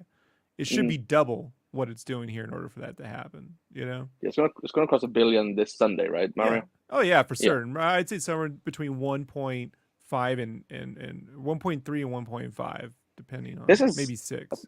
I think I talk to Jason about often. So little films actually cost $1 billion these days, like post-COVID. Right. Like post-COVID, yeah, very few. Yeah. So I don't know if the next Star Wars movie reaches $1 billion. I think studios should stop worrying about that because Spider-Man Homecoming made like 600 something, maybe 700 million, maybe. But in profit, the other two crossed the billion. The Batman made 750 million, but Batman 2 could make $1 billion. They got to focus on just making a really engaging film. And then since they know they're going to make a sequel, the sequel will make the $1 billion, you know?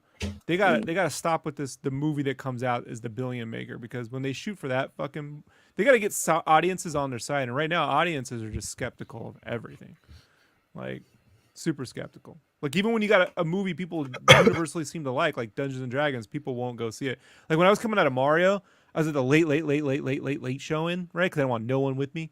And as I'm coming out, like 3 guys are out there and they're making their own vlog, right? They got their phone up, right? And they're reviewing Dungeons and Dragons, you Mm-hmm. know? And then he's like, I don't like the world. I don't care for the game. I thought it was gonna be trash. But all my friends, like, and these 8 nerds were dragged me in here and it was pretty good. I'm like, what?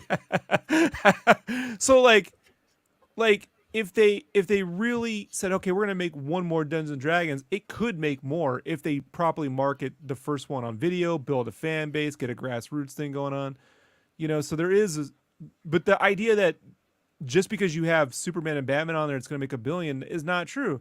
They made a Justice League movie that, man, it still made $700 million, but it had everyone in there and it didn't make $1 billion. Like the billion thing is, to me, like you have to like, you almost have to hit the some zeitgeist in a group of fans that either we are or are not in. Like families just got to go see it, or you know, a gaggle of women have to go see My Greek Wedding, or you know, like one of those fucking things. Like it has to hit it's a certain group really hard to keep going and going and going and going. The Star Wars films, I mean, the prequels, none of those made $1 billion. You know, so it's like, Yeah, they did in the end, like with because of the re-releases and videos and Hollywood accounting.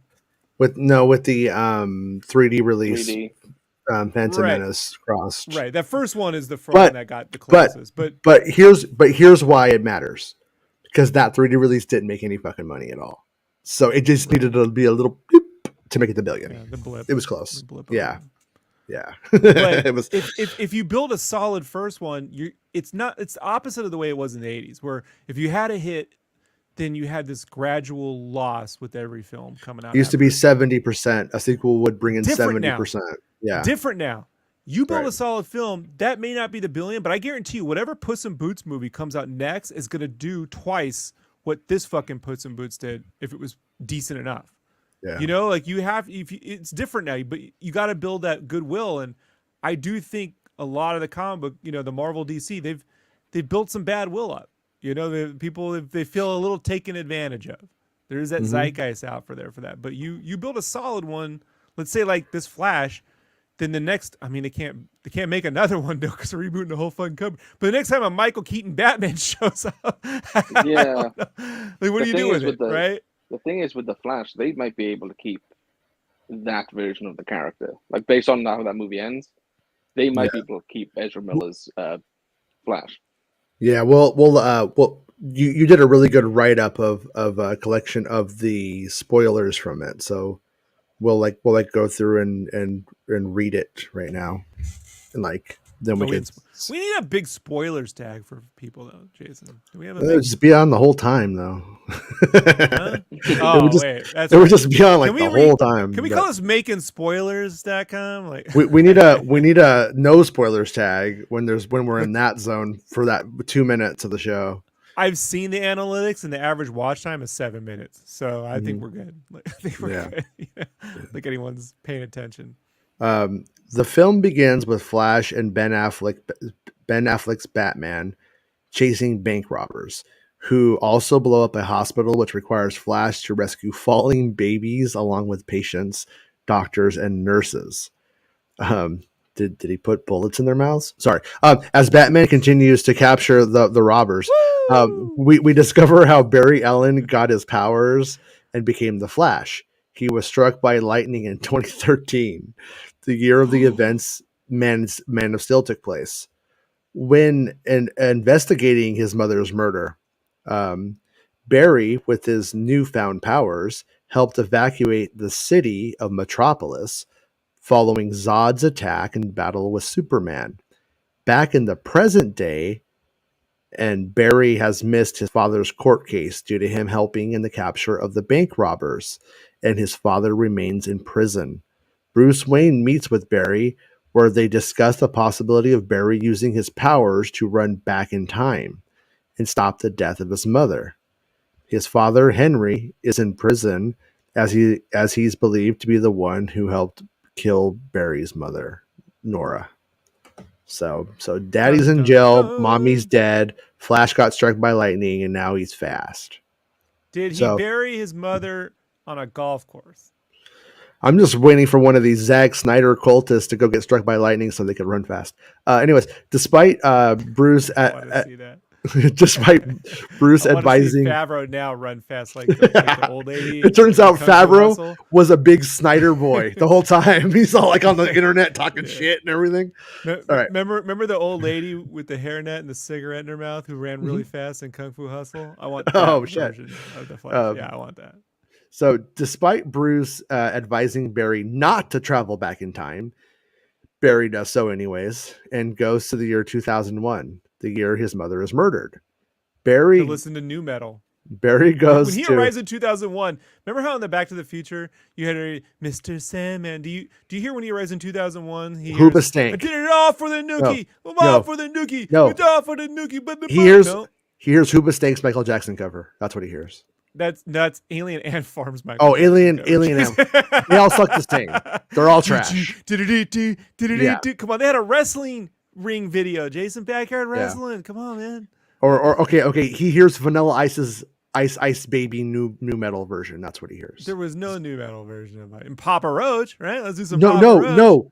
Vanilla Ice tried to reinvent himself as a new metal guy, it might have been after that, but the point still stands. You don't come on, Jason. We want in this dimension.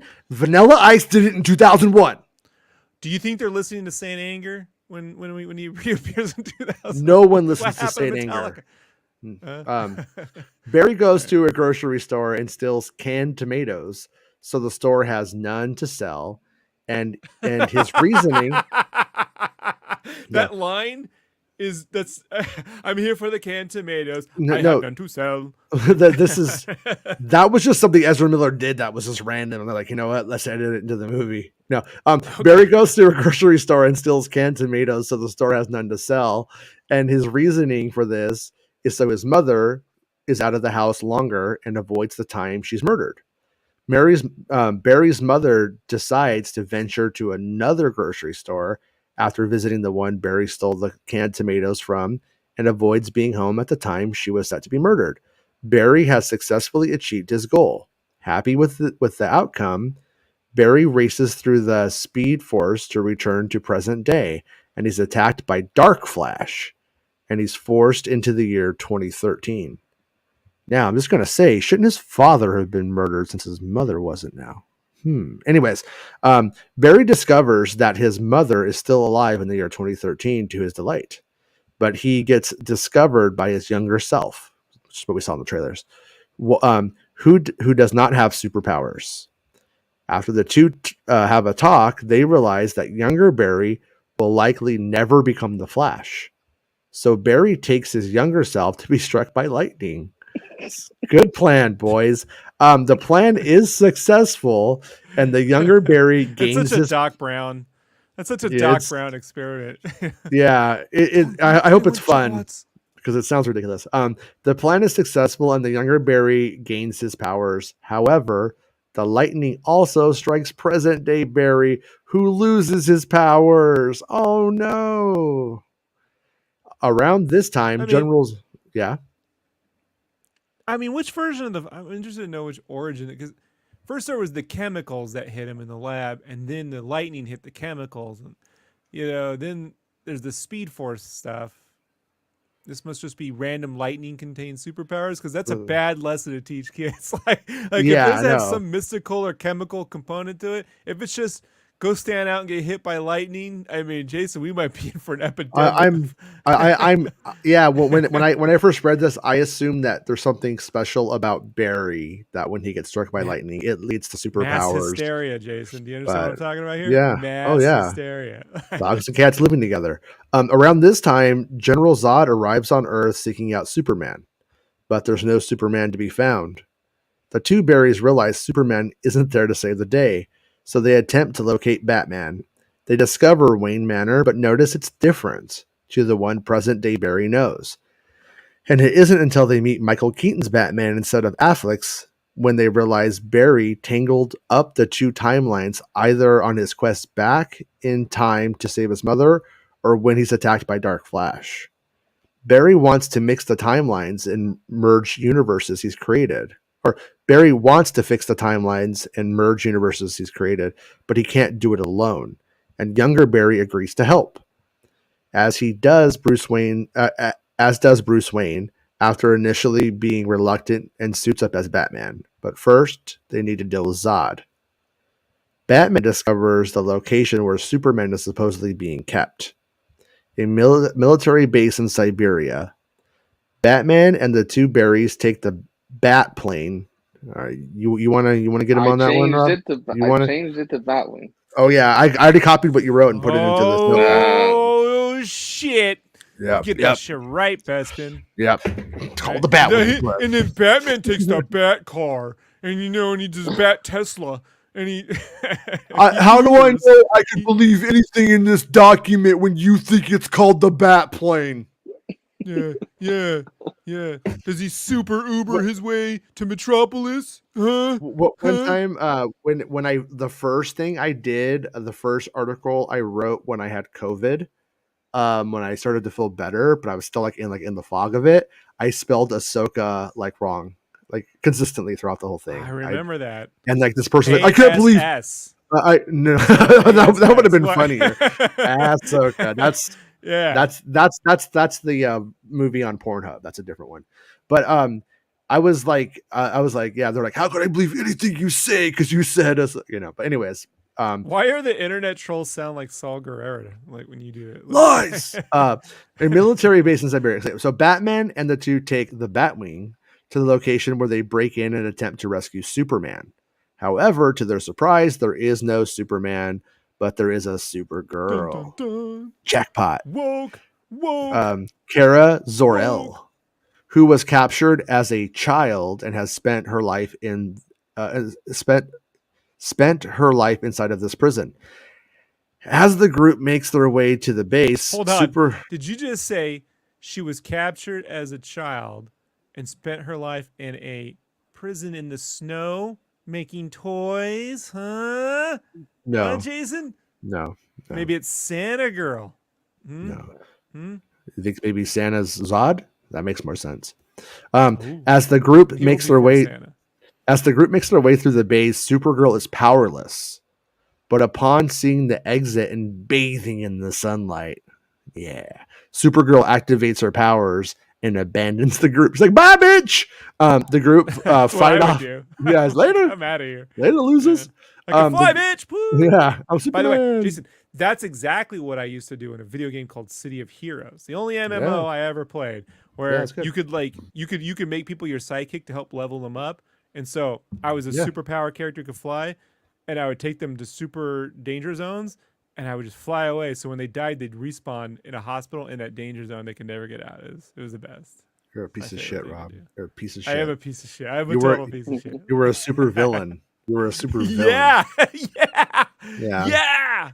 Santa would like that in City of Heroes. I was Captain Christmas, and my only thing was to be annoying. And I was like an army guy with like one of those World War II helmets, like the green army helmets, but it was all red and white.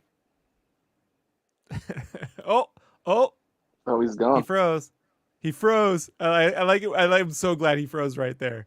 Yeah, that's like that's the 80s caption at the end of A-Team, like dun, dun, dun, and they freeze. Dun, dun, dun. Oh, he's back. Damn it. It's weird. I could hear you guys the whole time. It just the service just went stupid. Yeah, strange. All right, back to the story. So the group fight off the overwhelming amount of guards. Supergirl activates her powers and abandons the group. The group fight off an overwhelming amount of guards and are seemingly going to lose. That is until Supergirl returns to save the day. What, did she just need some sun power or to pee or something? The group returned to Wayne Manor, and shortly after we discover that younger Barry has developed a crush for Supergirl. Given Zod's arrival on Earth, this is of the essence, and the present-day Barry needs his superpowers to help combat Zod. Batman attempts to restore present Barry's powers by electrocuting him in various ways. Is this a fetish film? Me and Bestman. This is you, me, and Bestman. Really?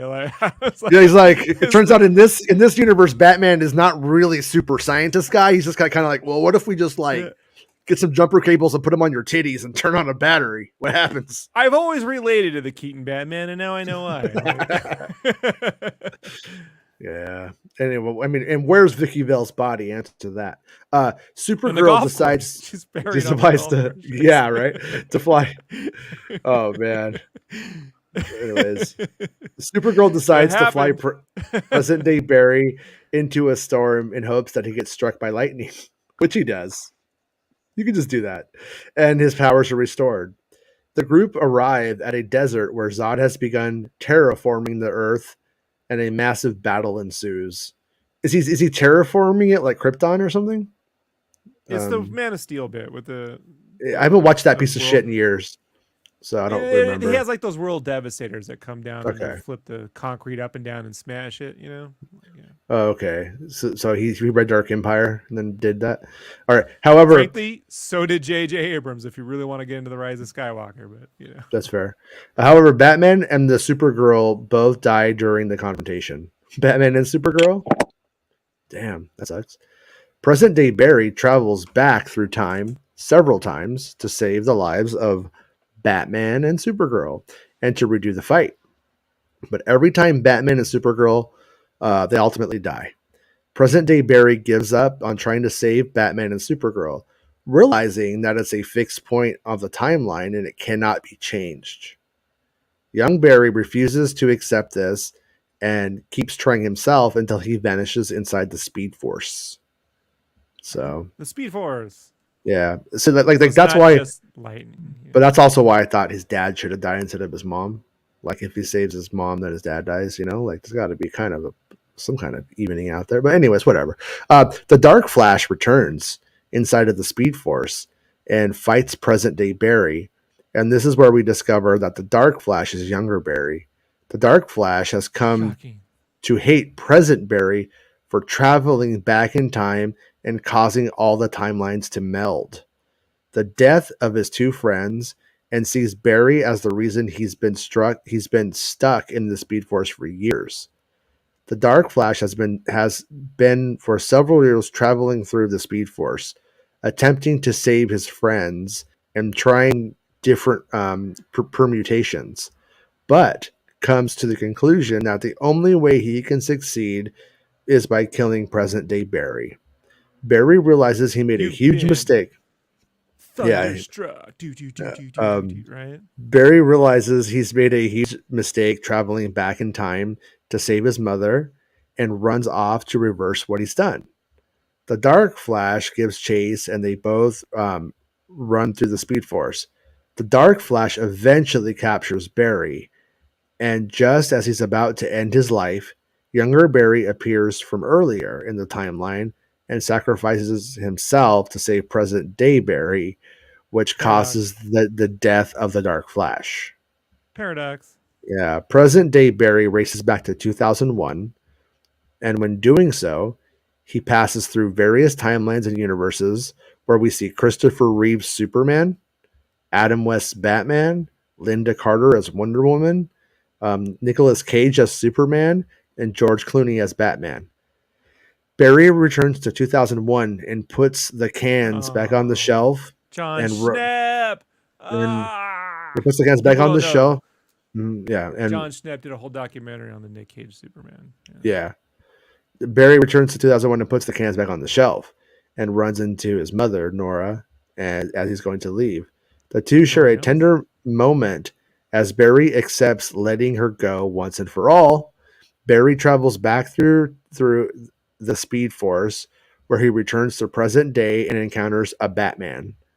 From Barry's reaction, it's not Ben Affleck's Batman, but the audience is not able to see who it is. And then Bestman writes, though not stated, I believe the Batman at the end is left intentionally vague and is to set up for James Gunn's DCU. Thus, that Batman is likely the Batman that'll appear in the Brave and the Bold film, and not Nolan or Reeves' Batman. Which I think sounds like very likely. That makes sense. Yeah, they've been talking about Ezra for a while, right? That they seem to be a big fan of him, despite what he's done, and kind of want to continue working with him. Obviously, it's dependent, I think, on the success of the Flash.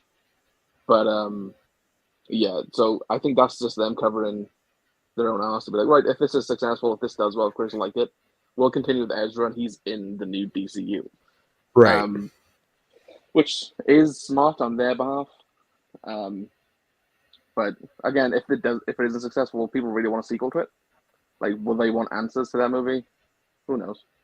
Yeah. Well, I mean, yeah, I guess I mean, well, based off of what like happens in the story that we just read, Barry has now accepted his mother's death, and that's life, right? Yeah. So, and then if that's the Batman, then he's now that's the universe. Then I don't I can see him just being Flash and then just moving forward, right? At the end of the day, it would just be business as usual for him now because he's changed everything. And I gotta say though, every single time, so like I wanted to see this movie because of Michael Keaton. Like Michael Keaton's Batman is my sole reason why I will see the movie. And every fucking moment that they show him in the trailers, he's fucking stupid. It's fucking dumb. Like I don't know if I'm gonna like the movie right now. I'm thinking I'm not gonna like it. When he says "Let's get crazy" and he like it's so fucking cringy. Let's Like get that nuts, was in Jason. To be You fair, fake or man. yeah, let's get nuts. It's just so fucking cringy and dumb. to be fair, Mm-hmm. Campia said that he felt the same way with that line, but that in the movie it totally made sense. And Okay. so Okay. Yeah. Yeah. we Maybe cannot underestimate marketing trailers. taking Yeah. taking things that like they fly now wasn't a big deal and hardly the problem with that fucking movie, right? Oh yeah. Like Because the fuck they about fly that. now, they fly. Who cares? Like, Yeah. but look how the internet made a big deal out of that. You know, Yeah. like No, but this isn't about this is about me though. I was the one who saw it and I cringed. I was like, "Oh, that's so dumb." And when he says I'm Batman, he's like, "I'm Batman," and I was just like, "What the fuck are you doing?" And then they put that fucking thing on like those elevator doors and the elevator ads and shit. He's all like, "I'm just like, what the fuck well, is look, I'm with this?" you. I don't want it. I want to have fun. I don't Yeah, want to yeah, make fun. yeah, And yeah. when it starts to feel like making fun, you can like But most it people, feels like a line that was read specifically for the Big Gulp Taco Bell tie-in or the AMPM tie-in for like want to Right. get nuts.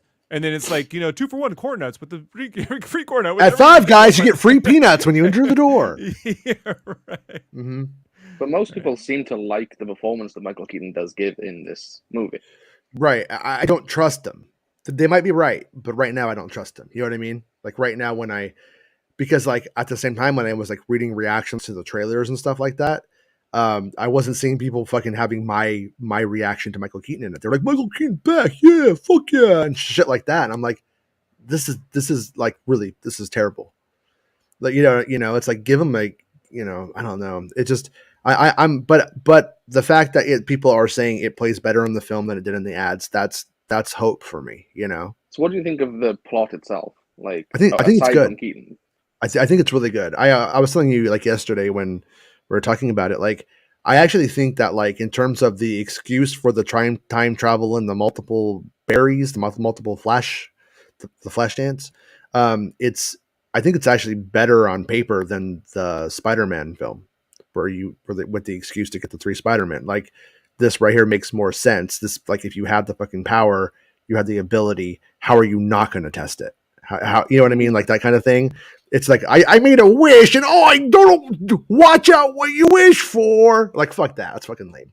It's a good movie. It's a fun movie, but it's fucking comparatively speaking, this makes on paper as a script from what I would assume we'd is all probably do it, right? Like Barry lost yeah his parents when he right. was like 3 or so. Like, well, no, he's not 3; he's like 5 or something. But we'd Mhm. all like want to go back and fix that. If I we don't know how can. to save my mom from 40 years of alcoholism, but I would I go back just to hang out at Toys R Us in 1985 or 6, you run really fast and then you say I'm your son from the future. Don't drink. And then you run really fast No, again back to and yeah, that is just not, I tried telling her that it doesn't work, Jason. The no real no question no is what can we do you about got to Mitt tell Romney before and she Bain drinks. Capital? Can we somehow Oh, stop them from destroying Toys R Us and KB's? right. Like if we went back, yeah. I'll be honest. What I would do, I'd probably run really fast right into Donald Trump's pregnant mother. That's what I would do. But anyways, to move on, I think it's going to be a good movie though. I do think it's I do think it's going to be a good movie. My whole thing about it is my whole like reason is I love Michael Keaton Batman. Like that's my Batman from when I'm a kid. But I also think that like Michael Keaton, like our generation, Rob, like Batman that's like our Batman, but as is Nolan, because we're like 9-ish when that one comes out, and we're like 24-ish when the other one comes out. So like people of our generation also can have two very different ideas about what Batman specifically is or should be. I grew up a fan of the Turtles comic and had the cartoon and the movie, which are all three separate things entirely. Fucking Turtles 2 is completely separate from Turtles 1 when you really, I mean, it's a whole different April. It's fucking weird. Jason, Sophia she was hotter Coppola's though. choice. Sophia Coppola's choice here for Sophia you. Coppola's right? choice. Yeah. Right? Yeah. Felonious. That's what he calls it. 70-year-old Michael Keaton Batman or 80-year-old Harrison Ford Indiana Jones? Oh, if I could only have one, I would pick Indiana Jones. Yeah. I pick Indiana Jones. But if I had to pick in this film, Christopher Nolan's Batman or Michael Keaton's Batman, I think Christian Bale Batman. I think Christian Bale's Batman would not be fun in this movie, and I think he would tonally not sit as well as Michael Keaton does. So I think the movie would choice have to be dark in general. Yeah, it would have to be a lot different. It would have to be way more serious and a lot less fun by the sounds of things. And in that pool, what if he just falls in a pool all the time? Because he was pretty funny when he fell in the pool. Yeah, right. Right. Then he bought the hotel. He just buys hotels. He just buys it. Falls in the pool. Just fucking buys it. He's a playboy. Yeah. But yeah. So it's like, you know, I'm like when I read the story, I like it. Like I like that story. I can see how Snyder's saying like the last the third act or whatever seems like very messy. But, you know, inherently, whenever you go with a story where you are changing a past timeline, a past event in a timeline, people are just inherently going to say it's messy and feel that it probably is for the most part. And Back to the Future Part 2 is my favorite Back to the Future movie. And this one, you know, I like time this. Travel Stories 11/22/63 solves all of his time travel stuff really easy. Dude, it's not as good as Back to the Future though.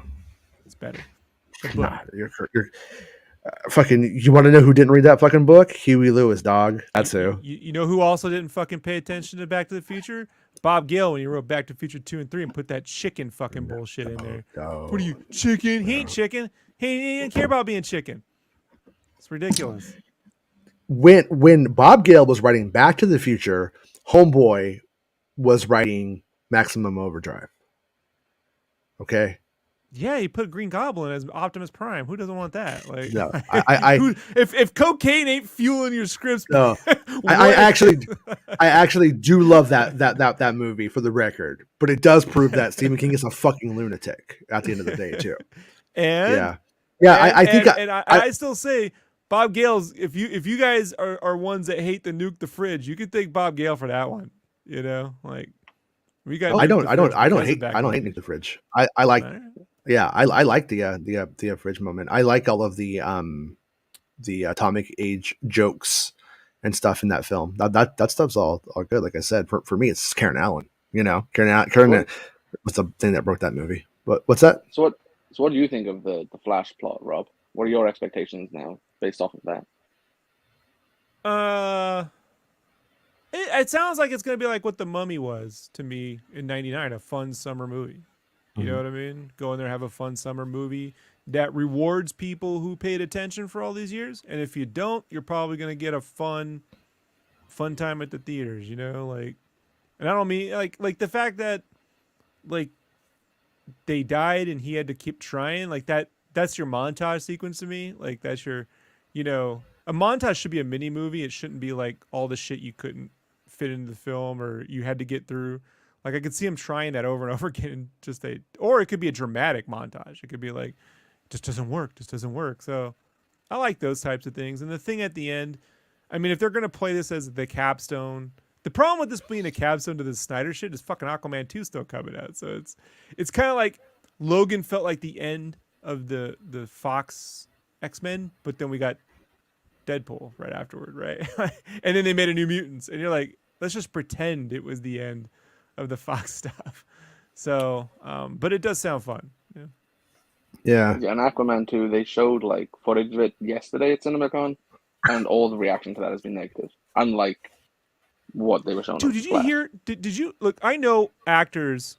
Anyone doing interviews generally is a lot of hyperbole, right, Jason? If you've conducted, I mean, I know.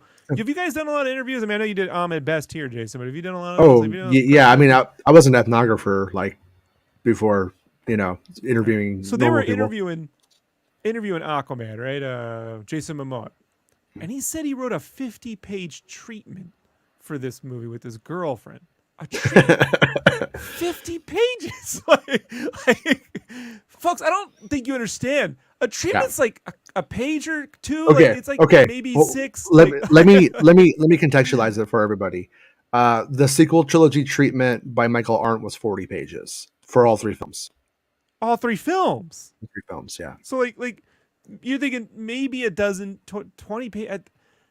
It's just a treatment's not 50 pages, man. It's almost a fucking film. Like that. That's That like is literally a half a Disney script. Channel. Yeah, that's a South Park. That's a South Park movie for certain, according to Paramount. That's a Paramount Plus fucking release right there. Yeah, that's longer than episodes of Mandalorian, most of them. Like, Yeah. so I was just blown away by that. Like, who lets their actor run around writing 50-page treatments? Like, you can't be in a good spot. I don't know. Ezra Miller and Grant Morrison also wrote a treatment for The Flash at one point, right? Oh yeah. Yeah, well, Grant Yeah. Morrison has that slick accent, and everyone just gets mesmerized by him when he talks. Schnepp had him. He narrates the opening to the death of the Nicolas Cage, the Superman Lives documentary, and he like tells the story of Superman. Imagine a story of an orphan, and like when he tells it to you, you're just like, it's fucking mystical. This guy's a goddamn mystic. I'll start a church or something. I'll join the cult. But Yeah. but yeah, I mean that's one of those things where I think like every actor wants to be the producer of their own film. Like they're gonna be the one to pick. Gal Gadot produced Wonder Woman 84. See what I'm saying? Like and what was it? Harley Quinn. That actress. Margot Robbie. Harley Quinn. Margot Robbie produced Birds of Prey. And I do think the problem with being in charge of the vehicles that you yourself are going to be headlining is you don't have anyone. You don't know when you've gone too far, right? Like no one's gonna tell the boss, "Hey, this is a little much. We should tone this back." So very few people can successfully do it. I mean, props to Stallone for knowing.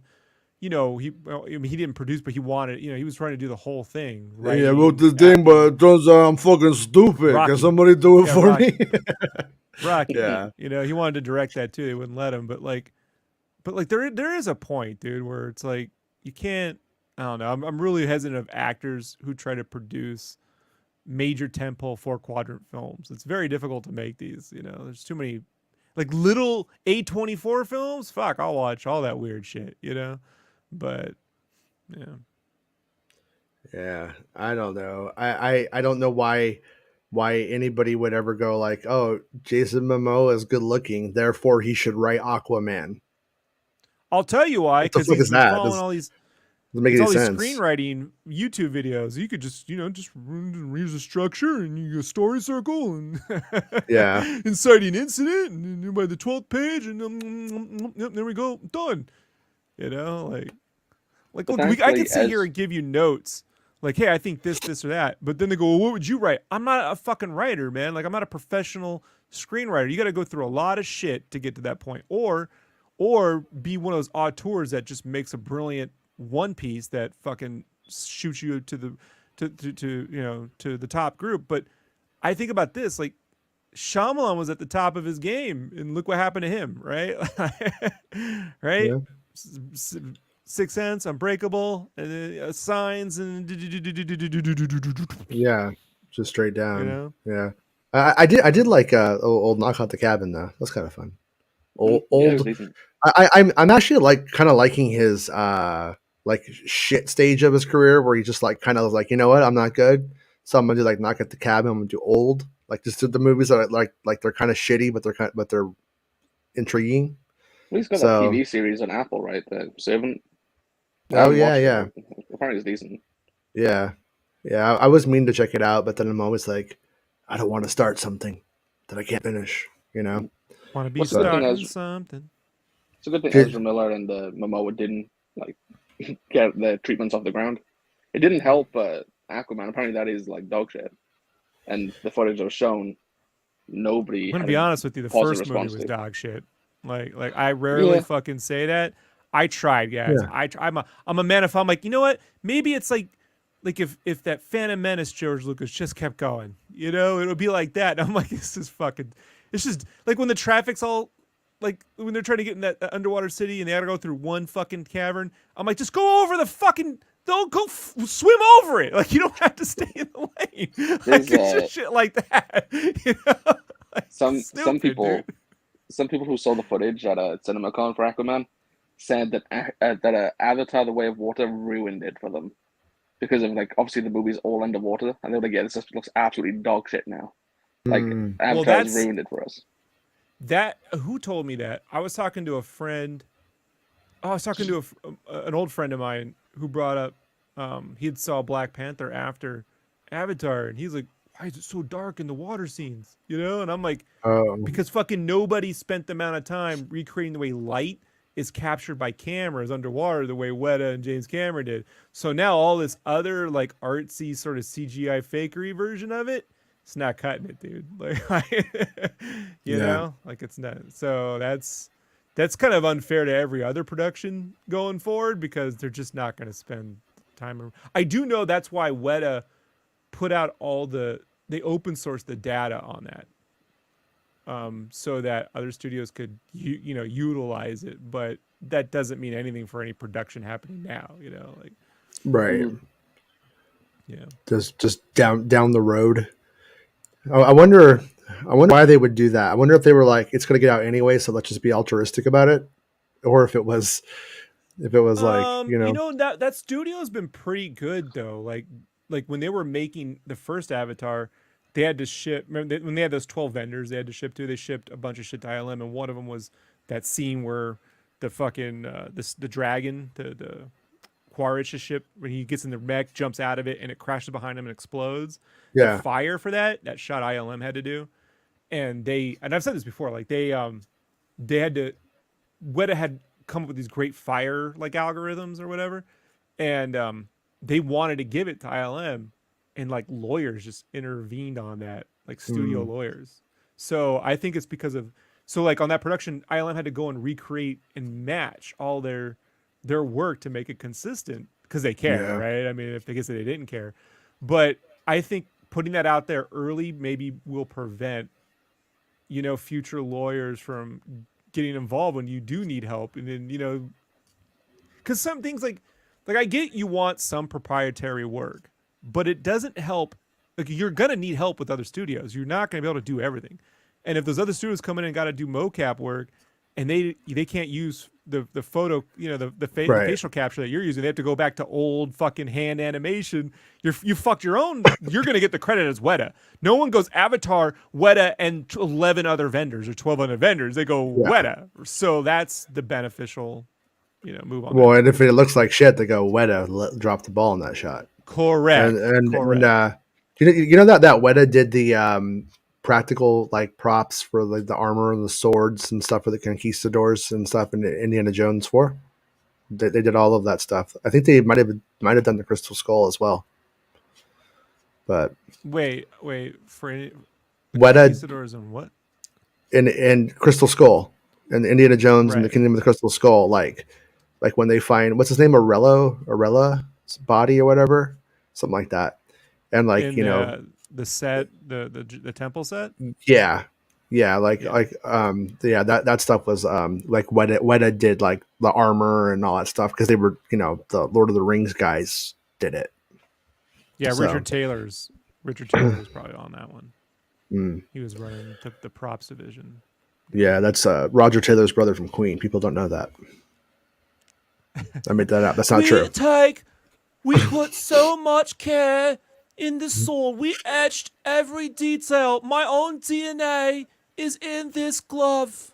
Like it's that Yeah. 4 hours on the Lord of the Rings DVDs. Like, I shit you not, dude. All right. Well, we've gone really long today because we had a lot to hit. So, and you spoiled the entire film. Thanks, Jason. We did it. It's a good spoiler show, I think. Jason, and Barnaby says, I heard Favreau is leaving Lucasfilm. Nah, I didn't hear anything about that. That just sounds like some dumb bullshit. If he was leaving Lucasfilm, it would be a huge story in the trades. It wouldn't be on probably some guy who, wears a mask or something's YouTube show. And then what else we got? Crawling Chaos, you could back it up a little bit. It's like, so the writers striking down Star Wars stuff, they haven't struck yet, but we talked about like what all of it will mean. So that way we could shorthand it in the future. And if people can't keep up, we will refer them to this episode. No, I'm just kidding. This is a show where we just force people to keep up or fucking die. But yeah, thank you, Bespin, for writing all of that shit out and copying it all and putting it together and stuff. Thanks, Bespin. Thanks for saving me the $10. Go see the movie. Now I can give it to you on coffee. Right, everyone. You can go give him a coffee. You can see the movie. Yeah, you can give Bespin a coffee because now you won't get lifetime ban from the WGA in the future. Someday, Rob. Never say never. Never say never, Rob. Okay. Never. No retreat, no surrender. But we'll be back tomorrow. I'll talk about whatever the Star Wars news is, and I got stuff pretty much set up for Jedi Survivor.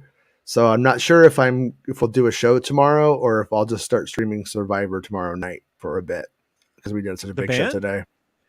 Yes, the band. No, Jedi Survivor, yes. the Star Wars video game. Yeah. So like right now I have it set up where I could stream to Twitch, and then when I end that stream, the video uploads to YouTube automatically. And so I don't know if I'm going to be able to do it live to it, but I have an idea. I'm going to try it tonight. I'm going to do a little test. I'm going to try it tonight to use my iPad to do it, to make it like stream Twitch to YouTube. They might work, it might not, but I'm going to try it. So, anyways, if you want to watch the whole Jedi Survivor game and me and my son play it and, just hang out, those videos will be hitting this week. So I'm going to do it. I don't care. Can't stop me. Drop it. But all right, guys. And I'll see everybody in a bit. And thanks for hanging out with us today, Bespin. And I'll message you, Rob, and let you know if there's any news tomorrow. We'll do it. But if there's no news, so I'm just going to stream the game. I think that's the plan. So yeah, fair enough. Yeah, So tomorrow's Survivor. Tomorrow's the big day. Oh, and if you did buy Jedi Survivor and you want to play it tomorrow night at 9:00 Pacific Standard Time when it's released, you should preload it now because you could install it now and go through all of that today instead of waiting until 9:00 tomorrow when you'll be sad hearing all of your friends play while you're waiting. So do that, losers. And Jason, and if you're going to play Jedi Survivor and you just want to tune out and not pay attention, you can listen to the Joker Mask review I did with Paul. Right there, there's some links. You can go check that out right there. You can go there. You can totally just give me a like. It would help. It's free. Just walk over to like the thing. You don't have to lick it. You can lick it. Yeah. Lick it with your tongue. You take your phone. Take your phone and be like this, but that's what they want you to do. That's how you like it. All right, guys. That was the nasty phone as fuck. Steaming with COVID. You have no idea what you just did to yourself. Oh yeah, I have COVID. I've had it the whole time. That's normal, right? You have it for I've had it for like 5 years. I was the first one. That's normal, right? Yeah. All right, everybody else. Nobody's watching the show at this point anyway. I can lick the phone. All right, I'll see everybody tomorrow. Bye. It's the end of the show. Come on, let's go. Hey! It's the end of the show. Come on, let's go. Hey! It's the end of the show. Come on, let's go. Hey! You know you should go. Come on, let's go. It's not about spaceships.